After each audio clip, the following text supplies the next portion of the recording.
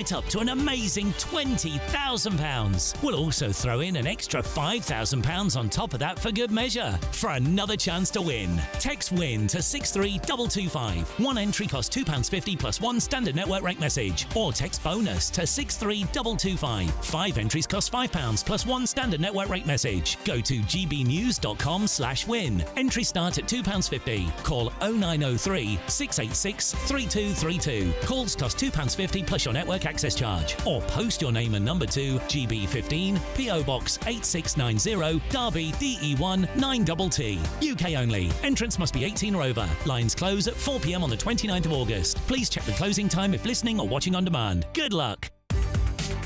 From the school run to the home run, watch a new show for all of Britain. So he can say whatever he wants. A straight talking show where all voices are heard. And, you know, when are we going to stop talking about smashing the gangs and actually do it? With the stories that matter from every part of our country. There's a bit of a crash landing there for your Chancellor. Bold, fearless and standing up for you. That's me, Martin Daubney, 3 p.m. till 6 p.m. weekdays, here only on GB News. The People's Channel, Britain's news channel.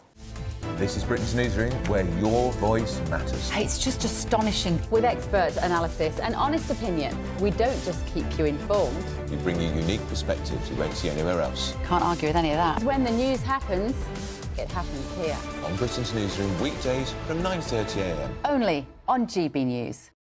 Westminster's full of talk, but out here, it's the real world. Am I allowed to talk then? No, that's it. This is where it matters, real people and real lives.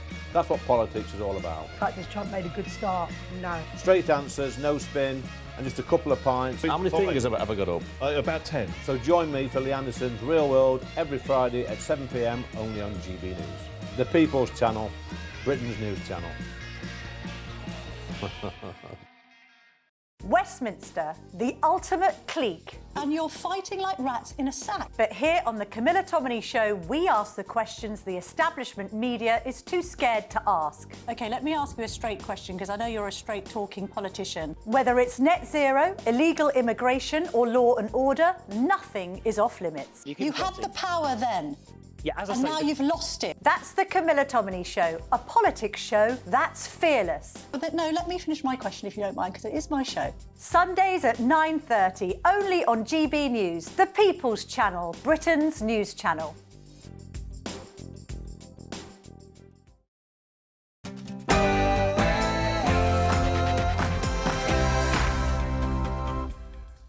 Welcome along to Patrick Christys Tonight Late Edition. Lots to go at.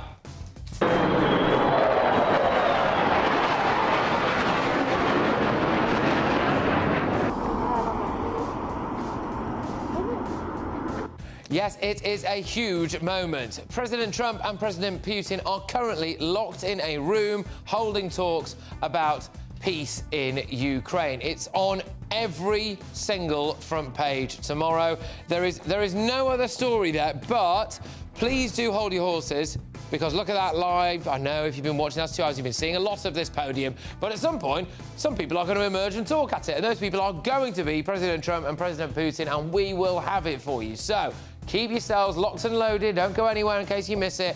But that is the room where they are going to be doing it. So stay with us, and we'll bring it to you live. And I'm going to be joined by two big US guests based in Anchorage, just yards away from those crunch talks. Back here in the UK, though, a police chief said there is no point arresting shoplifters. That is, they've squeezed that onto the front page of the Telegraph. There it is. No point arresting shoplifters. Why? Because they don't go to prison anyway. And the national lead for shoplifting at the Association of Police has basically said it's madness and we need to do a bit more. And that my job is to speak to clients on the phone about quantity and type of paper and whether we can supply it with them and whether they can pay for it. And I'm boring myself talking about it. So also in the Daily Telegraph is British workers are more miserable than Indians and Filipinos, apparently. So see if we can get a bit more detail on that and why we think that might be. It comes amid fears that a growing workplace unhappiness is fueling a productivity crisis. Well, we have still got with us this evening the editor-at-large at the Mail on Sunday, Charlotte Griffiths, former Tory MP Jane Stevenson, and GB News' very own contributor and comedian Steve N. Allen.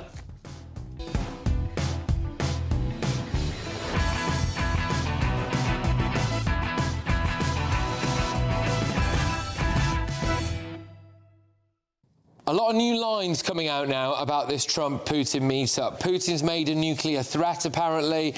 We've got veterans praying for peace on it all. We've got rethink all of it, basically says The Guardian. There's lots of stuff, and we're going to be bringing it to you as and when we get it. Keep your eyes peeled, because any moment we might be getting President Trump and President Putin. After your headlines.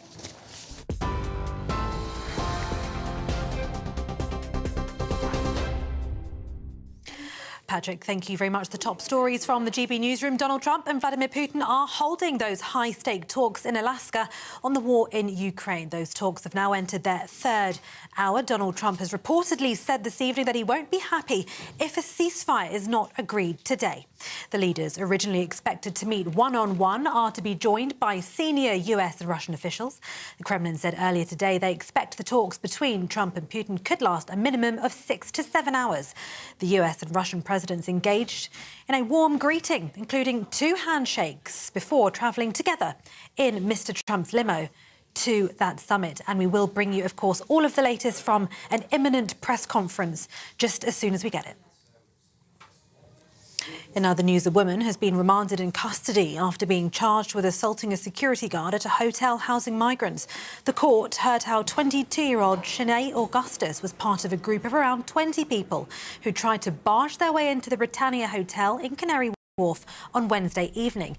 The incident took place after a resident of the hotel allegedly walked into her mother's flat. The court heard how Miss Augustus returned to the hotel with a meat cleaver after that confrontation. The migrant, who's in his early 20s, has also been arrested on suspicion of assault. A suspended Labour councillor who called for protesters' throats to be cut at a rally has been found not guilty of encouraging violent disorder. Ricky Jones faced trial after he described demonstrators as disgusting Nazi fascists at an anti-racism protest in East London last August following the Southport murders. Mr Jones, a borough councillor in Dartford, Kent since 2019, was warned by the Labour Party to stay away from the protest and was suspended a day after the incident. Elsewhere, the King and Queen joined World War II veterans earlier today for a special memorial service on the 80th anniversary of VJ Day. King Charles and Queen Camilla, along with the Prime Minister, laid wreaths at the National Memorial Arboretum in Staffordshire to pay their respects to those who served in the Far East and Pacific during the conflict. Veterans of the conflict, aged 96 to 105, joined the royal family at the site as guests of honour. VJ Day is marked each year on the 15th of August, the date in 1945, when Japan surrendered to the Allied forces and World War II ended. And social media influencers will be used to highlight the risks of travelling abroad for cosmetic surgery. The government is to work with TikTok to warn people about the dangers of travelling elsewhere for treatments such as hair transplants or dental work. Patients will be urged to speak to a UK doctor first and avoid package holidays that include procedures. Those are the latest headlines for now. It is over to Patrick. Tune into GB News Radio wherever you are, online, on DAB digital radio, on TuneIn, on Radio Player and on your smart speaker. Just say, play GB News.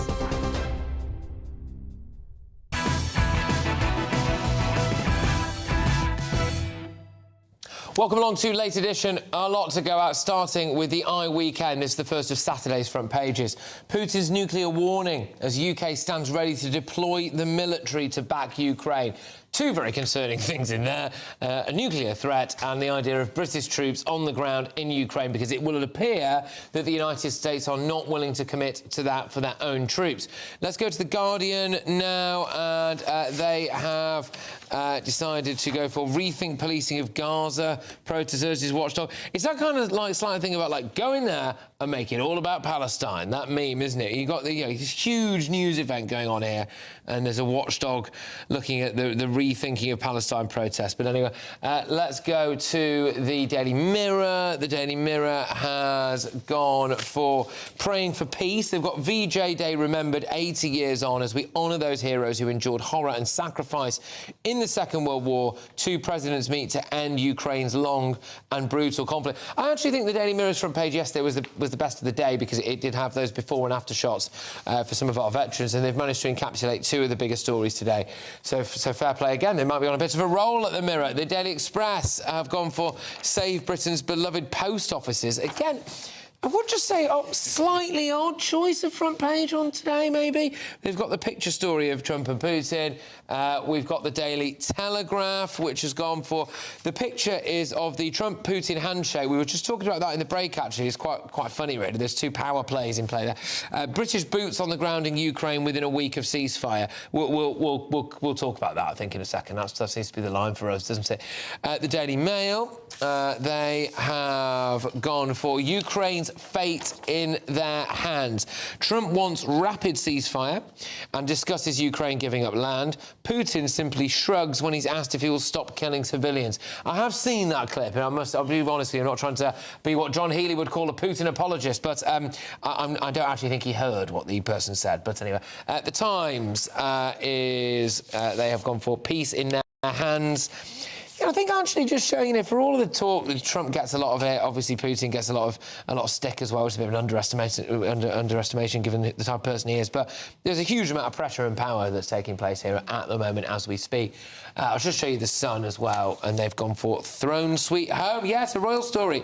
Wills and Kate moving house for a fresh start. Well, it's a good job we've got a royal guru on the panel this evening. When we come to that, I'll be going to you on that first, Charlotte. But look, let's just deal first, I think, with the stories on the front of the Daily Telegraph. So we'll bring that paper up. British boots on the ground in Ukraine within a week of ceasefire. Plans have been made for hundreds of British military trainers and engineers to enter the country if fighting pauses. So what also came out today, Jane, was that we said, will we be prepared to fire back at Russia if the Russians fire at the Brits? And all of a sudden I'm starting to wonder, hang on a minute, are we going to be at war with Russia? Well, I mean, you hope that there will be a ceasefire quickly, but in this whole negotiation that's going on, I don't see where Putin goes, because he's cornered himself into saying, I want Crimea, I want the Donbass, all of these areas. To me, I go back to... You don't reward bad behaviour. He invaded a sovereign country. It's like first rule of dog training. You don't give a bad dog a treat because they think it's great. I don't think Putin would stop if he does get what he wanted when he invaded. But I hope there can be a way that peace can be negotiated. If it's our lads and lasses on the ground keeping that peace intact. But it does open... If we were under attack from Russia, that would put us at war with Russia. Well, one thing that's interesting is because these front pages, as everyone will know, you have a print deadline, don't you? So you've got to hit that deadline, but then world events go on around you, and it's still happening. Trump and Putin are still in a room talking, which the Daily Telegraph on their website have got a live ticker. So I'll just read you the latest on that. Apparently, Russia is expecting some of the US sanctions to be lifted as a result of this. And apparently Russian state media, or media, it's all state media, I think in Russia, isn't it, are very, very happy with the way that Putin was greeted by Trump, Charlotte. I think that's a good thing. What we want is Russian state media to think this is all going swimmingly well, because that allows Putin to agree a ceasefire and go, oh, we've won. You know, I'm happy with a bit of propaganda from Putin in this case, because whatever, you know, leads to a ceasefire is good with me. And, you know, it did go quite well. I mean, we've been dissecting their handshakes. They did the famous ego rub, which is that kind of arm rub thing that they do. And I was actually anticipating them maybe not doing the famous arm rub, but they did. So, you know, let's hope that the good handshakes keep going, I say. Yeah, definitely. And Trump let Putin ride in the beast. Wow. I hope that's a car. It is a car. It's probably the most armoured car in the world.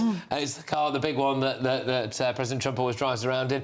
Only a select few people have ever been allowed to ride in the beast. To be fair, though, if ever two people really needed an armoured car, one guy has definitely been shot at and the other guy probably thinks, I'm going to get shot at soon. As you say, they flew a bomber over him. He must have been thinking, oh, this was the plan all along, was it, when he saw that come over? I mean, it's been great, that handshake. Donald Trump went out first with a hand quite low. I thought he was going to go for one of those kind of give me some skin moments. That would have been, the only way it could have been better is if they did one of those kind of handshakes where they've got a practice thing. You're like, these guys know each other. It turns out they are actually very close. Very close indeed. I mean, yeah, we hope this turns into something this is going to be the end. Hopefully it won't involve British boots. In theory, it has to, because Donald Trump, months ago, ruled it out, didn't he? Now, I'm not the kind of person who's ever had someone write a book about the art of the deal for him. But I wouldn't have thought that's a clever way of going into negotiation. Before you even start going, well, we'll rule out all of this. No, leave those on the table as a threat for later on. But it won't be the troops that end up doing it. It will be the sanctions. It will be these third-party sanctions. We're going to punish the nations that buy gas and oil from you. What are you going to do now? Because if you have a war that you thought was going to be 3 days long and it's years long, your economy suffers. Yeah. Quite. There's a couple of clips I don't know if you might be able to put. We've just been speaking quite a bit about the handshake there, so I just wonder if we might be able to just to fire up any of that handshake, because that's the interesting dynamic. President Trump usually does the big pull toward. Well, that's him. It's Trump coming down the steps. Now that's the first thing you've got to watch out for, isn't it? Don't fall. Here we go. Trump starts low. Yeah, you're right. Putin goes on top. Little pat. You know, for Trump standards, there wasn't that big, huge, normal, like, wallop come here, and then that means that they... But then the B-2 bombers come overhead in a second as well, which was quite funny. So let's go and have a look at this.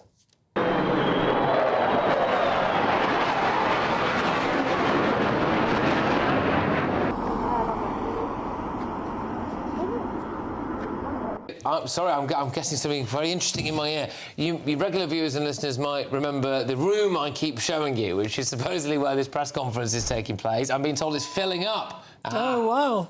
Well, there we are. Sure, I feel like maybe we should stay on that front and see what happens. But that's the room where we are assuming we're going to be getting President Trump, President Putin. Now, what can we read into this, though? Because we were told, Jane, that this could be a 6-hour negotiation.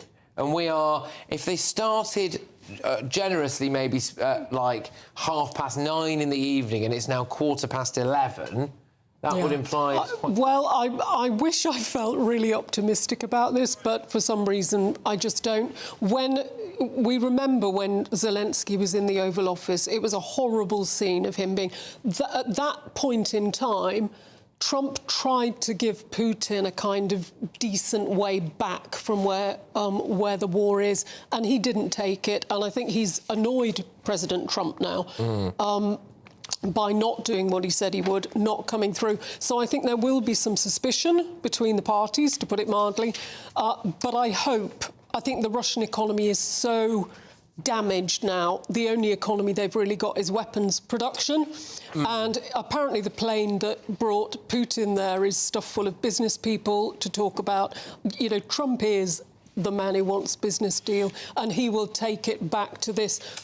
But I don't see how it squares. But I hope they prove me wrong, because it's brutal war. It's been brutal. As we just wait for whatever goes on in that room to happen now, which is in Alaska, Anchorage. I'm going to take you to America very shortly, by the way. We've got a guest waiting for us. But, Charlotte, just on the iWeekend's front page, they've got the fact that apparently President Putin is preparing for a huge nuclear test.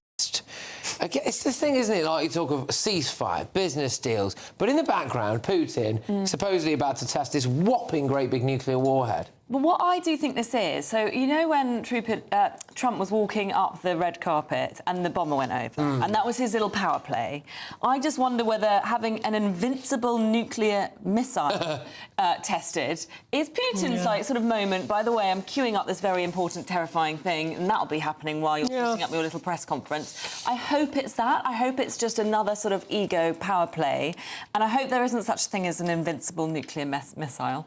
Well, yeah, I mean, that would be ominous, wouldn't it? Just before I bring Steve back in, I do want to go to the host of Politics podcast. It's Justin. Justin, thank you very, very much. We are on tenterhooks, I think, really, waiting to see who emerges and speaks at that podium there and when it happens. The British front pages tomorrow, Justin, just covered with this. It's pretty much the only story in town. Peace in their hands is one of them. There's a lot riding on this, Justin, isn't there? I just wanted to add something. Not only did the bombers fly over Putin's head, and you mentioned that he got the coveted ride in the Beast, but that route took them along other parked B-2 bombers, which, for the record, also just took out those 2 nuclear sites in Iran. So it seems very clear that Donald Trump, who during the last campaign, when he was talking with donors, would often joke that the reason why the Ukraine war would have never started is because anytime Putin brought it up with him in his first term, Trump said, well, if you do that, you're going to have to rebuild Moscow because I would bomb it. That he is trying to make a very clear statement to Putin that he has made in the past, which is either we're going to do this the easy way, which is you can have your economy rebuilt. We no American president other than Donald Trump would offer to take off sanctions. No American president other than Donald Trump would offer to have Putin on American soil while there is a hot war going on in a NATO proxy country. And yet we are where we are. I share your panelist pessimism, though, because the other thing that Trump said to Bret Baier of Fox News here in America was, if this is not real, I will walk. And this is not the 6-hour dialogue that we were told. No, you're right. And actually, we're starting to hear a bit more chatter there, and it is increasing. It looks like we're going to get something imminently from there. Is there a risk, Justin? What's the mood like in America, actually, with this when it comes to, you know, are you being prepared for the idea of like an actual war between the US and Russia? No. I think Donald Trump has taken a obviously more hands-off situation than Joe Biden did, who very much tied America's identity and soul to the fate of Ukraine. Donald Trump has looked at it more from an America first, obviously his branding ideology. What I do think is possible is something like happened in Iran. Now, I don't know if he would bomb Moscow, as he apparently told Putin he would do in the past, but is there limited engagement? Is there access from the Ukrainians to use some sort of American force? Sorry, Justin, to cut you off. Sorry to cut you off. Just getting some breaking news now. So the Kremlin has apparently come out and said that talks between President Trump and Vladimir Putin have finished. So that's the line that we're getting here. Talks between President Putin and President Trump have finished, which is, I'm just trying to work out now, looking at the big clock that's opposite me here in our studio, you know, realistically, when could they have started? I mean, UK time, I don't think they could have got going any earlier than 9 p.m. I mean, it's 20 past 11 now. I mean, what can we read into that, Justin, do you think? Not a whole lot that is expansive, right? Maybe at its most optimistic, you have some kind of very short pause, but we've had those before that have been made between the United States or brokered by the United States against Russia. You know, the other side of this is beyond military. It's economic. And right now, the United States is risking a relationship that's pretty warm between the U.S. and India to punish Russia's oil sales because they believe that's that.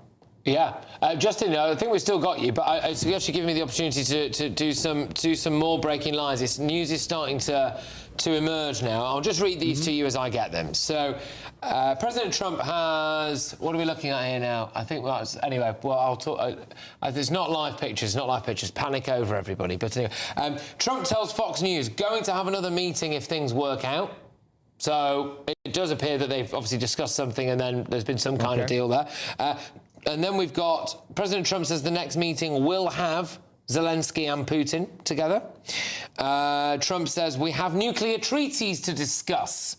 So there we are. The talks between President Putin and his US counterparts in Alaska have ended. That's according to the Kremlin. Trump and Putin's high-stakes summit over Moscow's war in Ukraine has stretched into its third hour as the two world leaders sought a way to bring the deadliest conflict there. So it lasted roughly 3 hours.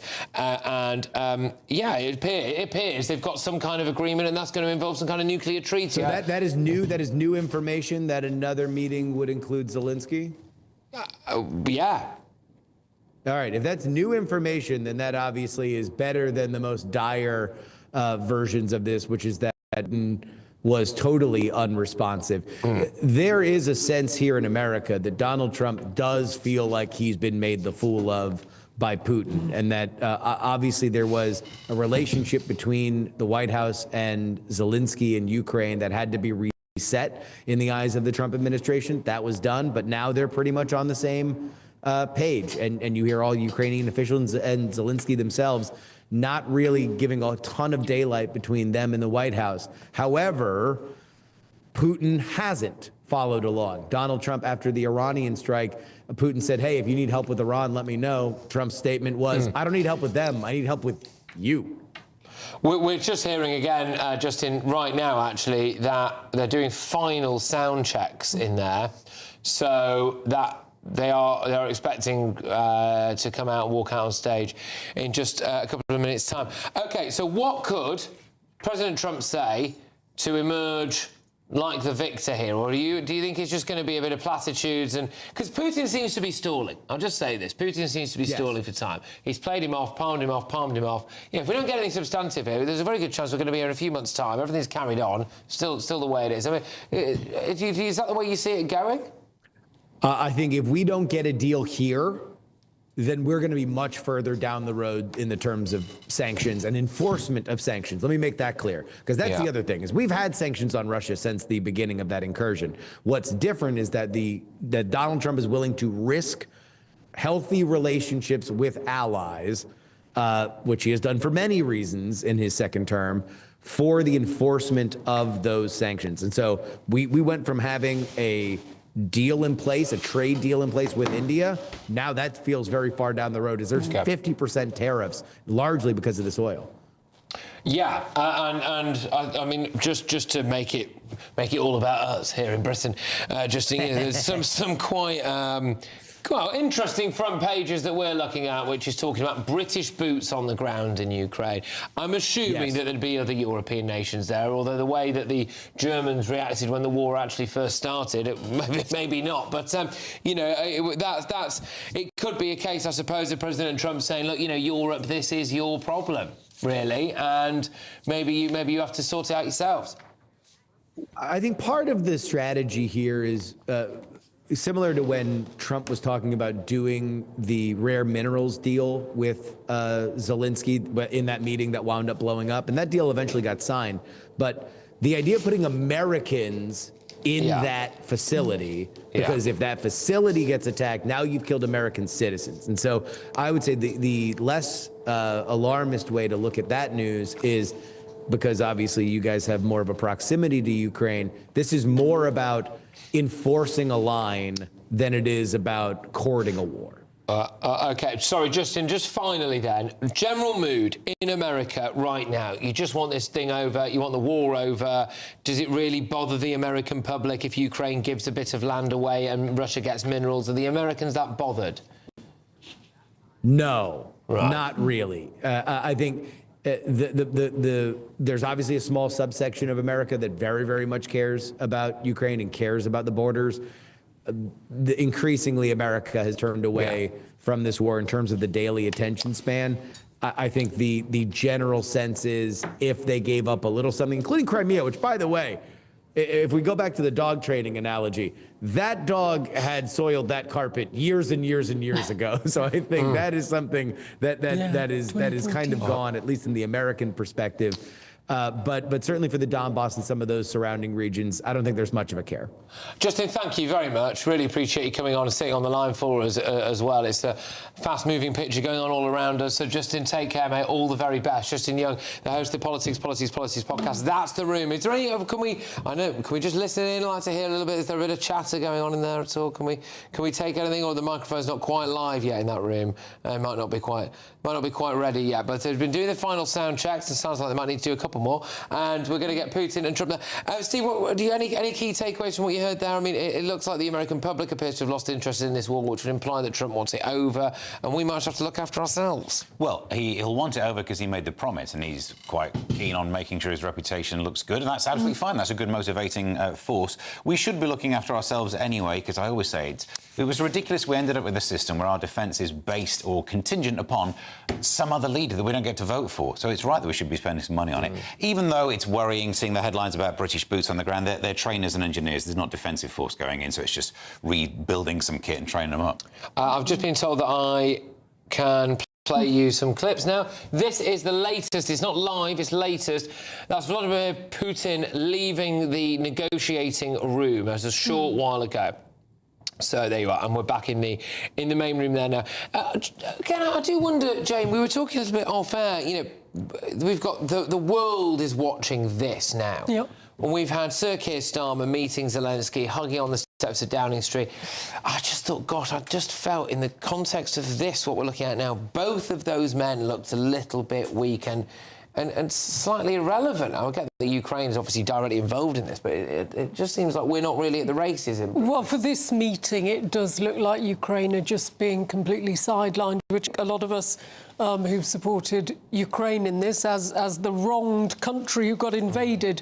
I think Vladimir Putin is under pressure. You know, there are more than 1 million Russians have been killed or injured now since the war kicked off. There is domestic pressure on Putin to bring this to a conclusion. But I think he is one of those epic, and apologies for the sort of flippant language, but him and Trump, they're quite willy wavers as politicians. You know, they're very macho chaps who want to look like they're the boss. And it is very difficult to see an end to a conflict where he needs to maintain this image that Putin has of himself. Charlotte, unanswerable question this, but I mean, how do you see this going here now? What kind of style are we going to get from these two blokes as they walk out? Do you think it's going to be quite scripted questions? Do you think Trump's going to do one of these things where he lets it go on for 2 hours and Putin's got to stand there? I think that's a really good point, because I'm very surprised they wrapped up the actual negotiations in 3 hours, because I honestly foresee this press conference taking maybe about that long. I mean, and that's kind of the entertainment factor that we've come to expect from Trump.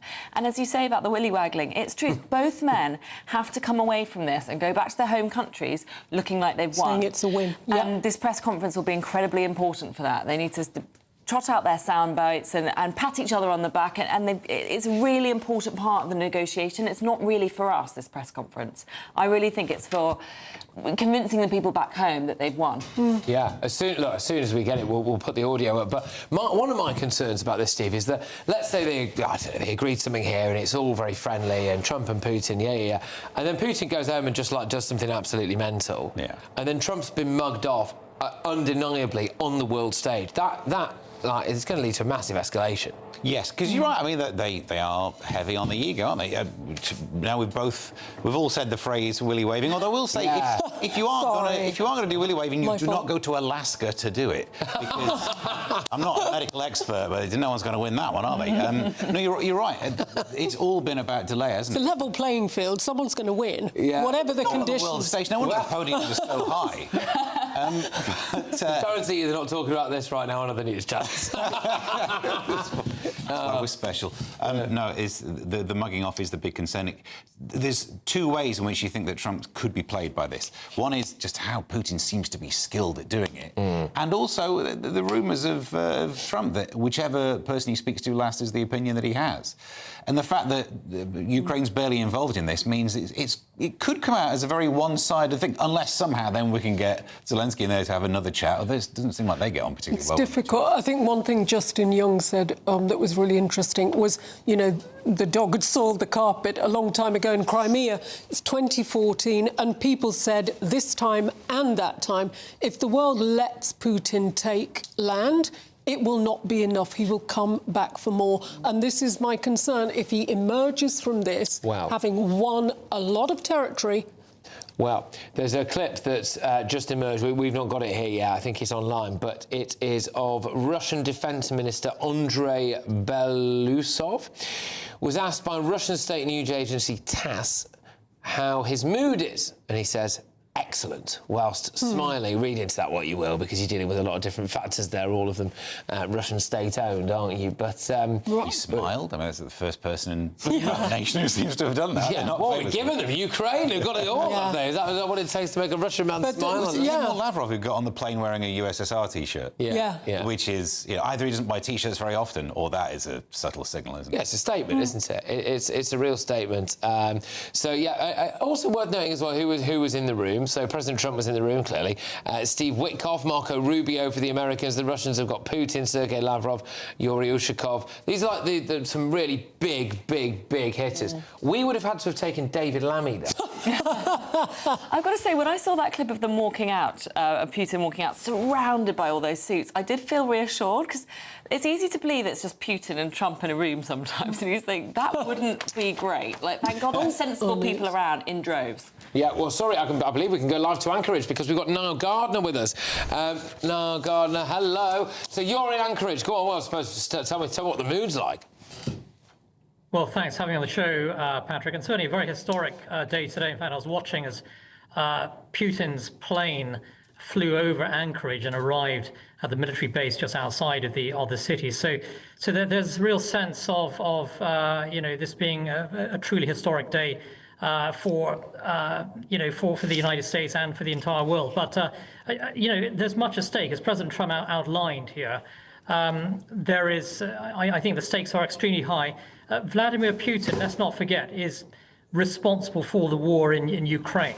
And President Trump wants to see peace achieved. Mm-hmm. And he's the only man in the world, President Trump, who can force Vladimir Putin to the negotiating table. And I do think that President Trump deserves credit for making this effort to end the war and to force Putin to the negotiating table. No leader in Europe can actually do that today. But the United States is leading the way here.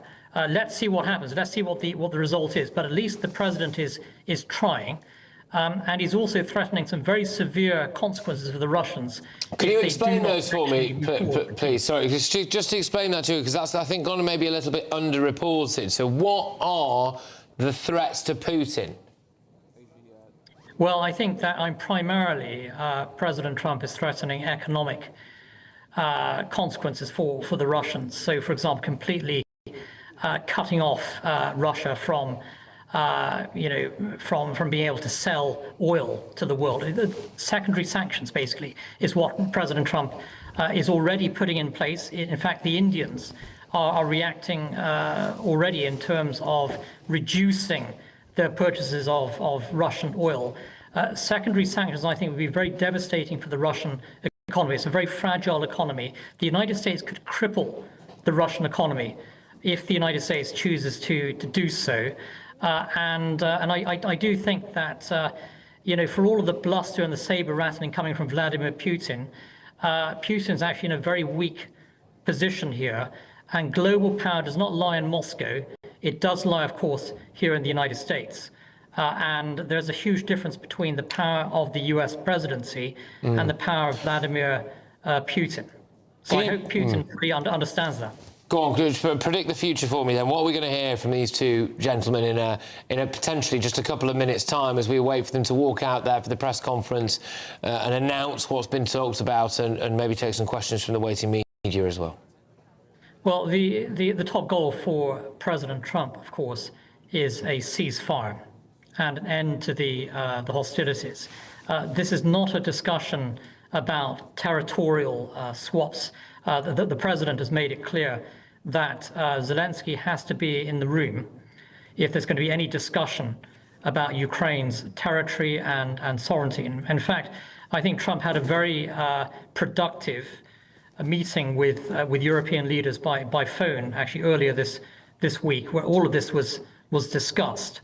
So I don't think you're going to see some announcement about territory. Yeah, it's going to be about a ceasefire as a goal for President Trump. Let's see if Putin actually cooperates on that. If Putin doesn't, then he's going to face the consequences for that. So if Putin wants to behave in an arrogant, delusional fashion, he'll face the consequences from the United States. And I think that will be very clear in the coming days. So let's see what happens in the press conference. One of the very concerning things for people here in Britain will be the potential for that to mean that British troops have to be on the ground in Ukraine. And if we're dealing with someone who's very unpredictable in the shape of Vladimir Putin, and he knows that the Americans don't really want to get involved militarily, which it seems like they don't, then that could lead to British troops being fired on. We've heard a bit of sabre rattling from some prominent political figures in the Labour Party saying that if British troops were fired on, they would fire back. And I'm slightly concerned, given that you could fit our entire standing army at the moment into Old Trafford Football Stadium,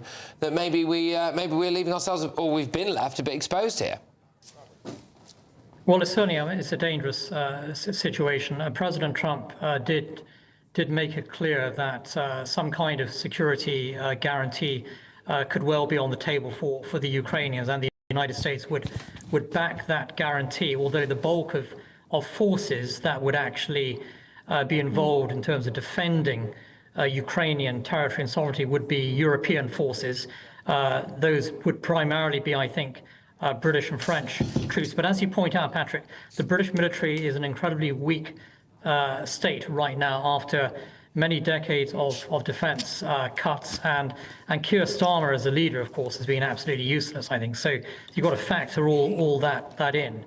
So we'll have to see what happens on that front. But President Trump is determined for European allies and partners to do far more in terms of the defence of Europe. So you're not going to see US ground forces, for example, going into Ukraine to defend Ukraine. That responsibility would be on the shoulders of European nations. Just to remind you, if you are just watching us, by the way, we're waiting for both those presidents to walk out and take to that very stage there. The press is all sat down now. We've been told it's just moments away. We'll take it live. But Jane Stevenson, former Conservative MP, is with us, and I believe would like to ask you a question. Niall. Yes, Niall, am I right here? Because I think people will be concerned thinking of British troops being on the ground as part of a coalition of the willing.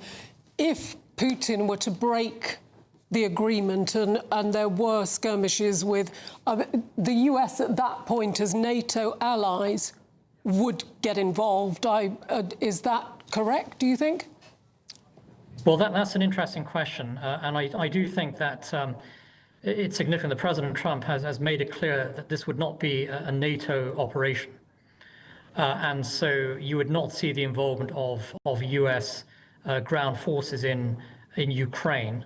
And this would not be under the auspices of NATO. So that's a very significant difference. So if there were skirmishes with the Russians, then that would, of course, involve European forces acting not in a NATO capacity, actually. So it's an unusual situation.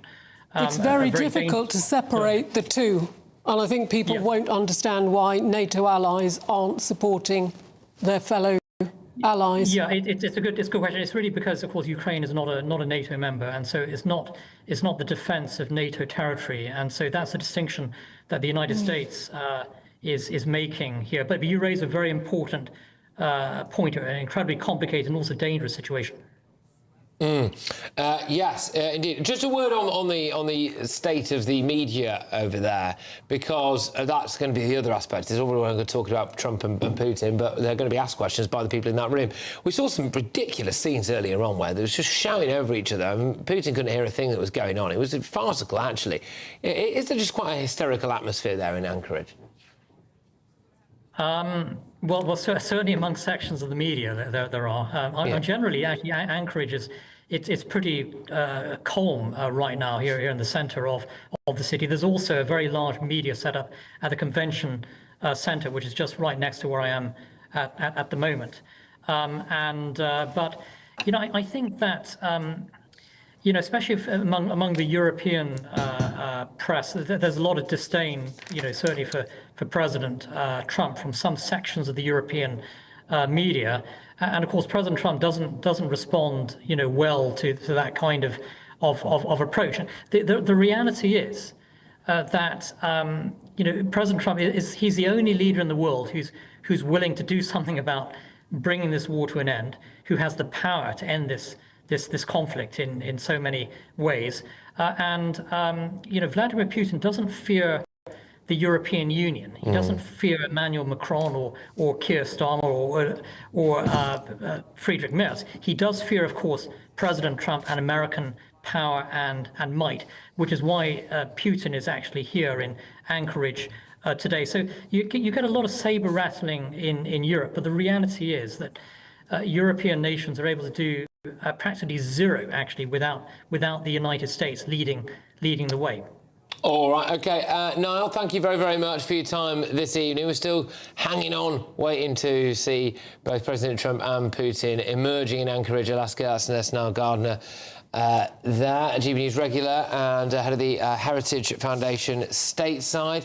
The other aspect, actually, which I must admit I'd not noted in some of the reporting on the British press and the British front pages tomorrow is that RAF fighter jets are going to be policing the skies above Ukraine. We quite often, Charlotte, get buzzed by Russian fighter jets in this country. We have to go and scramble them over there. So the idea of sending RAF fighter jets to Ukraine so that Putin can do it over there as well, I think, is interesting. But maybe our military needs this, though, Charlotte. I don't know, a bit more impetus. I don't know. Do you think our military needs more impetus, you mean? Yeah, because they've been underfunded, I think, haven't they? Yeah. Understaffed. Or you think this is the cue they need to get a bit more funding? I agree with that. I mean, the one thing this has been good for, this whole thing, is making us wake up and smell the coffee. On the fact that, the fact is, you can fit the army in Old Trafford. And I really felt that the crunch talks with Starmer and Zelensky, with the cups of tea, the Emma Bridgewater cups of tea and the sunflowers in the vase, for me, it just really served to prove that the irrelevant people aren't in the room. And they're kind of having this kind of cartoon British experience. It's so not... it just makes them feel very irrelevant to me. And I do think we do need a bit of a kick up the backside when it comes to our military. And, because we used to be feared and respected once upon a time. No, I'm all for increased spending. Our RAF have been training. Operation Interflex trained Ukrainian jet pilots, and we've sent equipment over there. So it's... I think they'll do a great job there, but somebody needs to maintain the peace if we get it. And that's with funding actually being proper defence funding, not that weird system they've got where an extra 1.5% can include infrastructure, which is just making sure all the lanes running on the M1. Yeah, they're trying to say Chagos Island's deal will be part of our defence spending. How absolutely ludicrous. 30 billion quid. It's not defence spending, it's giving away money for no reason. But I do wonder whether or not us actually defending or being tasked with the defence of Ukraine and all of that might lead to more people, younger people, wanting to join the army. Because, I know there was probably a bit of a spike when we were, Iraq and Afghanistan was happening after 9/11. A lot of people in the West felt like there was something big going on. Then that's faded away, and maybe this could be the kind of thing that reignites that, and you get more people actually considering a career in the armed forces going forward. I can see that happening, actually, because remember all these young wokies, they were very keen to fly their Ukrainian flags. Those are the kind of people we want getting involved defending the country. So I think that's a really good point, Patrick. I totally agree on that. Maybe this could be the recruitment drive that we've needed, Jane. I don't know. Well, I've promoted careers in the armed forces for a very, very long time. So I hope more of our young people will think about it. But it's not for everybody, but... certainly increased spending, absolutely 100%. Go on, Steve. So there is a chance that with the way that wars are being fought, changing to all this technology and remote flying of drones, all of those years sitting there playing on the console absolutely might be exactly the training that will be better than we ever could. And they do need computer coders, all sorts of new careers. Now until AI will do all the coding for you. You can get a little go on ChatGPT-5. It's pretty good at it. Hack the AI. That's true. Yes. Yeah, good point. It was funny, actually. Apparently, well, not funny for people of Poland, but they were saying, it was an article yesterday, apparently Poland has to fend off 300 cyber attacks by the Russians every single day. Wow. So it's like, it's just a constant stream of it, unfortunately. So there you go. But, well, it's been an eventful day so far. The two world leaders flew in, landed at Anchorage, and then they shook hands on the respective red carpet. Supposedly, the Russian media is quite happy. We're getting some movement in this room now, so we'll take it to you as and when we get it. But anyway, apparently the Russian media has said that they've come out and been quite happy with the way things have progressed over there. Cameras, the cameras are moving. Is walking in. If you are just joining us, we're expecting Trump and Putin to walk out there any moment now. But the latest lines that we had coming out of Reuters are as follows. Trump has told Fox News going to have another meeting if things work out, which implies they've made some form of agreement. They'll have to wait and see. If we have to, we will do sanctions, is what President Trump has said. Apparently, the next meeting will have both Zelensky and Putin. I mean, if that's been agreed, then that is quite a big deal. It's huge, but it has to happen. You can't have peace talks that only includes one side of the war. That's not a peace talk, then, is it? Yeah. It's a bit... I think the best we can hope for is a ceasefire while other negotiations happen. That is realistically where I think I would hope this goes. I do love the fact it's in Alaska, because it must grate Putin that Russia owned Alaska and sold it to the US for not very much money before oil was there. So I think that the symbolism of it being in former Russian territory is quite entertaining. That is quite interesting. Well, I wonder what to make of this thing about Trump saying we have nuclear treaties to discuss, because that's been one of the big deals that, you know, Putin has wanted to make sure that Ukraine never has nuclear weapons. Ukraine, I think, got rid of nukes, didn't it? On the condition that we would defend them. This was the agreement. The rest of the world, including the US, said that we would defend Ukraine, and we have completely let them down. They got rid of their nuclear weapons on that condition. It was very clear. The message to everyone is don't give up your nuclear weapons, because whoever promises to back you up might not be there. Yeah, exactly. And the person who has them will try and invade you. So there you go. We didn't get it. It says pursuing peace at the top of that screen there. Charlotte, do you think we'll ever live to see the day where President Trump is awarded the Nobel Peace Prize? Well, I actually do. Did you see that report about him haranguing a Norwegian minister the other day? No, he called him up and said, you know, made some excuse for the phone call, and then just led it immediately on to, by the way, I really think I ought to get my Nobel Peace Prize.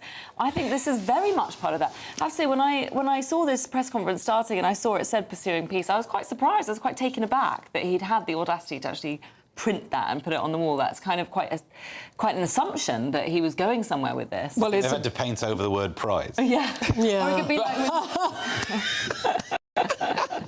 It just falls off. A bit of blue falls off at all points. Like, oh, there it is. That's it. But it's great domestic messaging, and I think he does want the Nobel Peace Prize. He doesn't have to get re-elected now. You know, he's got his eye on other things, his legacy. Do you think they'll ever give him the credit for it, though? It did make me laugh. There were some protests. I know that some of the protesters were just pro-Ukraine demonstrators, I should say, really. So fair enough there. But there were some anti-Trump protesters before, and I thought, the other guy in the room is Putin. They'll never get over it. They will never get over it. But there is something to be said for the US or the UK having a really strong leader. You wouldn't mess with Donald Trump. You know he does generally mean it when he says something. And I think in the UK, when we were sort of the prospect of having Jeremy Corbyn as Prime Minister, knowing that he would never use nuclear deterrent, he would never press the button, he would, you know, it just would not. That actually is quite frightening, whereas when you have people, you know they will back up what they're saying. And I think Trump is a much better prospect for getting a peaceful negotiation than Biden was. Or at least you know that you don't know that they won't. That's why they write the letter and no one ever finds out. You don't actually know for sure that someone definitely wouldn't. But you wouldn't want to push it because, you know, they've got just that right amount of... You need that for mutually assured destruction, don't you?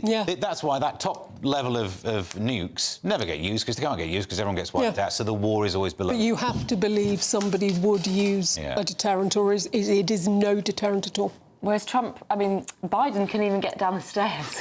I mean, I thought Trump did look pretty powerful walking out of his great big plane, and we knew he wasn't going to trip. And, you know, isn't that a metaphor? You know, we feel Trump all over, really. Just to say, the kerfuffle that we saw earlier on in that press room, the commotion a few moments ago, was US Special Envoy Steve Witkoff taking his seat in the front row of that press conference, which suggests that President Trump and Vladimir Putin will speak to the media at any moment, so we can expect to see a bit of a furore there. Russian media says that talks with Trump went remarkably well. Supposedly, that's come straight from the Russian presidential envoy Kirill Dmitriev. And Alexander Darchiev has also said that the mood was generally positive. However, this is interesting. He ceded that there had been no major breakthroughs. I don't know whether he's just kind of keeping his tongue tied there, because, like, that's not for him to announce, really, is it, whether or not there have been any major breakthroughs. But no major break... Because this is the thing that Putin has done, which is he's stalled for time. He's stalled for time, and he's just kept stalling and kept stringing people along, because I think he's maybe done some calculations in his mind, which he believes that eventually the US have stopped caring, or the public maybe have stopped caring in large parts about it. Maybe the European public will stop caring, and then all of a sudden you can just have Ukraine, can't you? So, so there's a risk, I suppose, Charlotte, that this just drags on and on and on. Well, I have to say, the fact that it ended after 3 hours and not 6 hours does make me think, you know, maybe he's planned for the next thing another day, and it is a bit of a stalling for time. Yeah. Something else has happened. There always has to be another there's day. movement in the room. I feel like I've been watching this room. Maybe he's waiting for the end of your show, Patrick. Yeah. He's just watching us. It's going to be a long time, so I'm not sure we're going to be allowed to end this show until we hear from them. So, but yeah, it looks anyway like there's some more people coming into that room now, which again would imply they're either sitting down like the bride's side and the groom's side. Because you've got two parties. Whenever there are two lecterns there, it's good news though. Fundamentally, whatever they're both going to be turning up to say, we're willing to be in the room together, then good. You don't actually want big announcements from this talk. You want big announcements from the next talk where Ukraine's represented. Yeah. They've obviously agreed to go to the next stage, and that's pretty much all it is, really. But even that is major, obviously. I just hope a ceasefire can be part of it, but I think Putin, he has been stalling for time, and I think the reason for that is because he wants some territorial gains, because wherever those territorial lines are, when the ceasefire comes into effect, is what he is trying to broker for. So he wants to get as much land as possible in the peace talks. He wants his Russian territory back, doesn't he? He wants all of it back. I think there's a lot of former Soviet countries going to be a bit more nervous, whatever happens here, because I don't think he'll stop if he gets rewarded for invading a country. There's very much a palpable sense from everyone in that room now that we are just moments away from seeing this. It is a very, very historic moment. I know viewers and listeners don't really need me to say this to them, but it is a very historic moment. This war in Ukraine has been going on for a heck of a long time. There's been it's unbelievable back and forth. It's been dominating. It's also worth noting as well, it's been dominating all of our own personal finances, this war. Just whether it's just been the price of food and goods, the price of oil and gas, the price of heating your home. For so long, inflation, for so long, it's all been, it's Ukraine, it's Ukraine, it's Ukraine. So, you know, to get to this particular moment now where, all right, I get that it's not going to be ended with the click of anyone's fingers, but to be in a position where at least we can maybe see a light at the end of the tunnel is actually quite good. I mean, I don't know about you, but I'd quite like us, once we get a bit of result, if it does end, I would quite like all those bills to come down again. I had a builder the other day, he told me that the price of a brick has gone up, and he blames Ukraine. Everything's gone up. I think he was just trying to rip me off. Chips are on the list, weren't they? Because I don't know the details of all the things involved in making fish and chips, but they've gone up in price. Well, they were already ridiculously expensive. Ukraine was a huge wheat producer and lots of other sort of essential things. But I think the energy crisis that the invasion caused has been the biggest hit to everybody's finances. And a wake-up for Germany as well. Maybe have a different source of Europe. They're about to walk in now, everybody. I think we'll just take this room live now as Putin and Trump taking to the stage.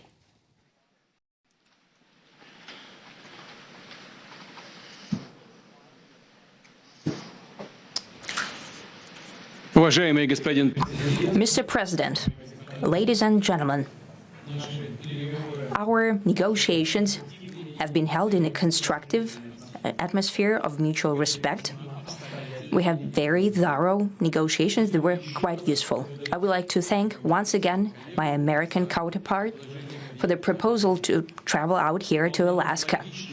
It only makes sense that we've met here because our countries, though separated by the oceans, are close neighbors. So when we've met, when I came out of the plane and I've said, "Good afternoon, dear neighbor. Very good to see you. In good health and to see you alive." I think that is very neighborly. And I think that's some kind words that we can say to each other. We're separated by the Strait of Bering, though there are 2 islands only between the Russian island and the U.S. island. They're only 4 kilometers apart. We're close neighbors, and it's a fact. It's also important that Alaska has to do with our common heritage, common history between Russia and the... Так здесь и по сей день сохраняется огромное культурное наследие эпохи Русской Америки. Православные храмы, множество, более 700 географических названий, имеющих русское происхождение. В ходе Второй мировой войны именно на Аляске начиналась легендарная авиамагистраль для поставок боевых самолетов и другой техники по договору Ленд-Лиза. Это был опасный, сложный маршрут над громадными ледяными пространствами, Но летчики и специалисты двух стран делали все, чтобы приблизить победу, рисковали, отдавали свои жизни для общей победы. Вот я сейчас только что был в городе Магадане в России, там памятник стоит российским и американским летчикам. И флаг на памятнике российский и американский. И я знаю, что и здесь тоже есть такой же памятник. На военном кладбище всего в нескольких километрах отсюда захоронены советские пилоты, погибшие при выполнении той героической миссии. Признательные американским властям и гражданам за бережное отношение к их памяти. Это выглядит достойно и благородно.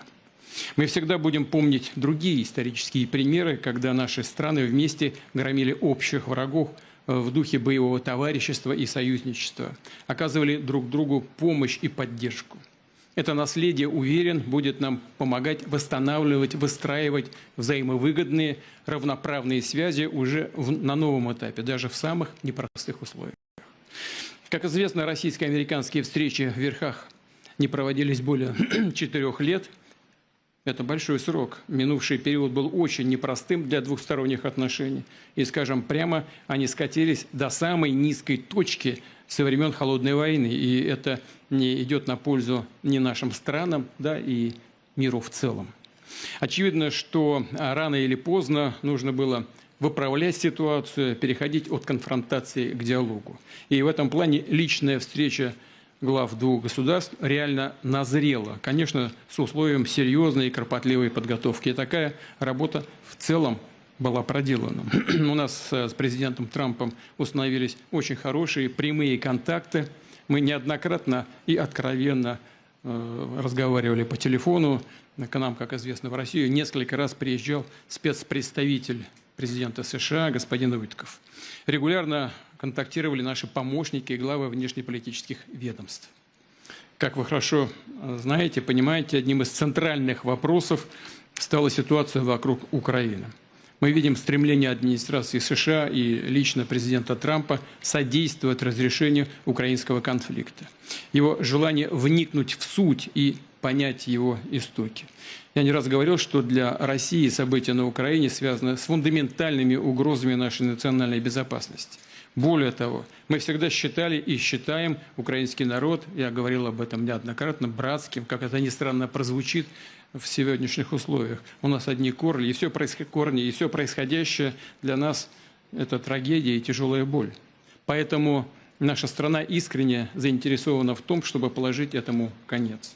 Но при этом мы убеждены, что чтобы украинское урегулирование носило устойчивый и долгосрочный характер, должны быть устранены все первопричины кризиса, о которых говорили неоднократно. Обеспечен учет всех законных озабоченностей России, восстановлен справедливый баланс в сфере безопасности в Европе и в мире в целом. Я согласен с президентом Трампом, он сегодня говорил об этом, что, безусловно, должна быть обеспечена и безопасность Украины. Of Ukraine should be ensured as well. Naturally, we are prepared to work on that. I would like to hope that the agreement that we've reached together will help us bring closer that goal and will pave the path towards peace in Ukraine. We expect that Kiev and European capitals will perceive that constructively and that they won't throw a wrench in the works. They will not make any attempts to use some backroom dealings to conduct provocations to torpedo the nascent progress. Incidentally, when the new administration came to power, bilateral trade started to grow. It's still very symbolic. Still, we have a growth of 20%. As I've said, we have a lot of dimensions for joint work. It is clear that the U.S. and Russian investment and business cooperation has tremendous potential. Russia and the U.S. can offer each other so much in trade, digital, high-tech, and in space exploration. We see that Arctic cooperation is also very possible, and our international context, for example, between the Far East of Russia and the West Coast of the U.S.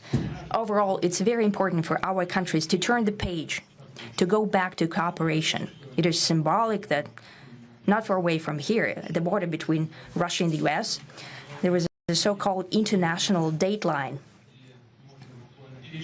I think you can step over, literally, from yesterday into tomorrow.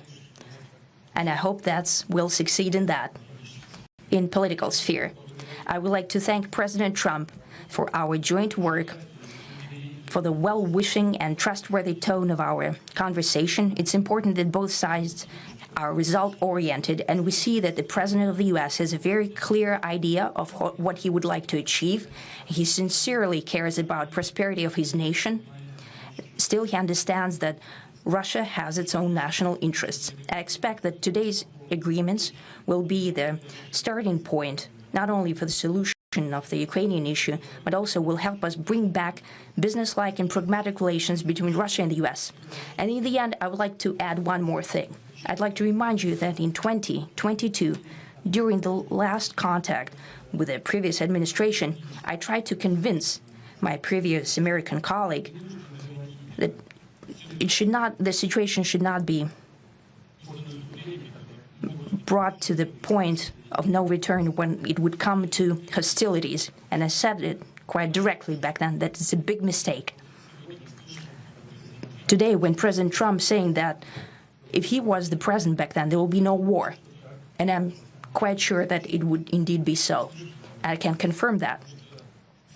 I think that overall, me and President Trump have built a very good business-like and trustworthy contact. And I have every reason to believe that moving down this path, we can come, and the sooner the better, to the end of the conflict in Ukraine. Thank you. Thank you. Well, thank you very much, Mr. President. That was very profound, and I will say that I believe we had a very productive meeting. There were many, many points that we agreed on, most of them, I would say, a couple of big ones that we haven't quite gotten there, but we've made some headway. So there's no deal until there's a deal. I will call up NATO in a little while. I will call up the various people that I think are appropriate, and I'll, of course, call up President Zelensky and tell him about today's meeting. It's ultimately up to them. They're going to have to agree with what Marco and Steve and some of the great people from the Trump administration who've come here, Scott and John Ratcliffe. Thank you very much. But we have some of our really great leaders. They've been doing a phenomenal job.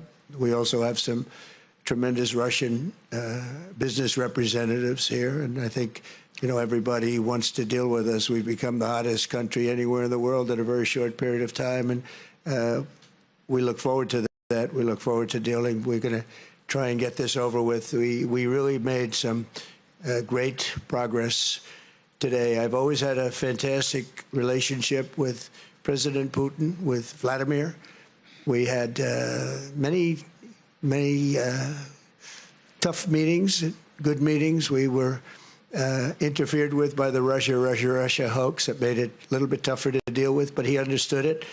I think he's probably seen things like that during the course of his career. He's seen it all, but we had to put up with the Russia hoax. He knew it was a hoax, and I knew it was a hoax, but what was done was very criminal. But it made it harder for us to deal as a country in terms of the business and all of the things that we'd like to have dealt with. But we'll have a good chance when this is over.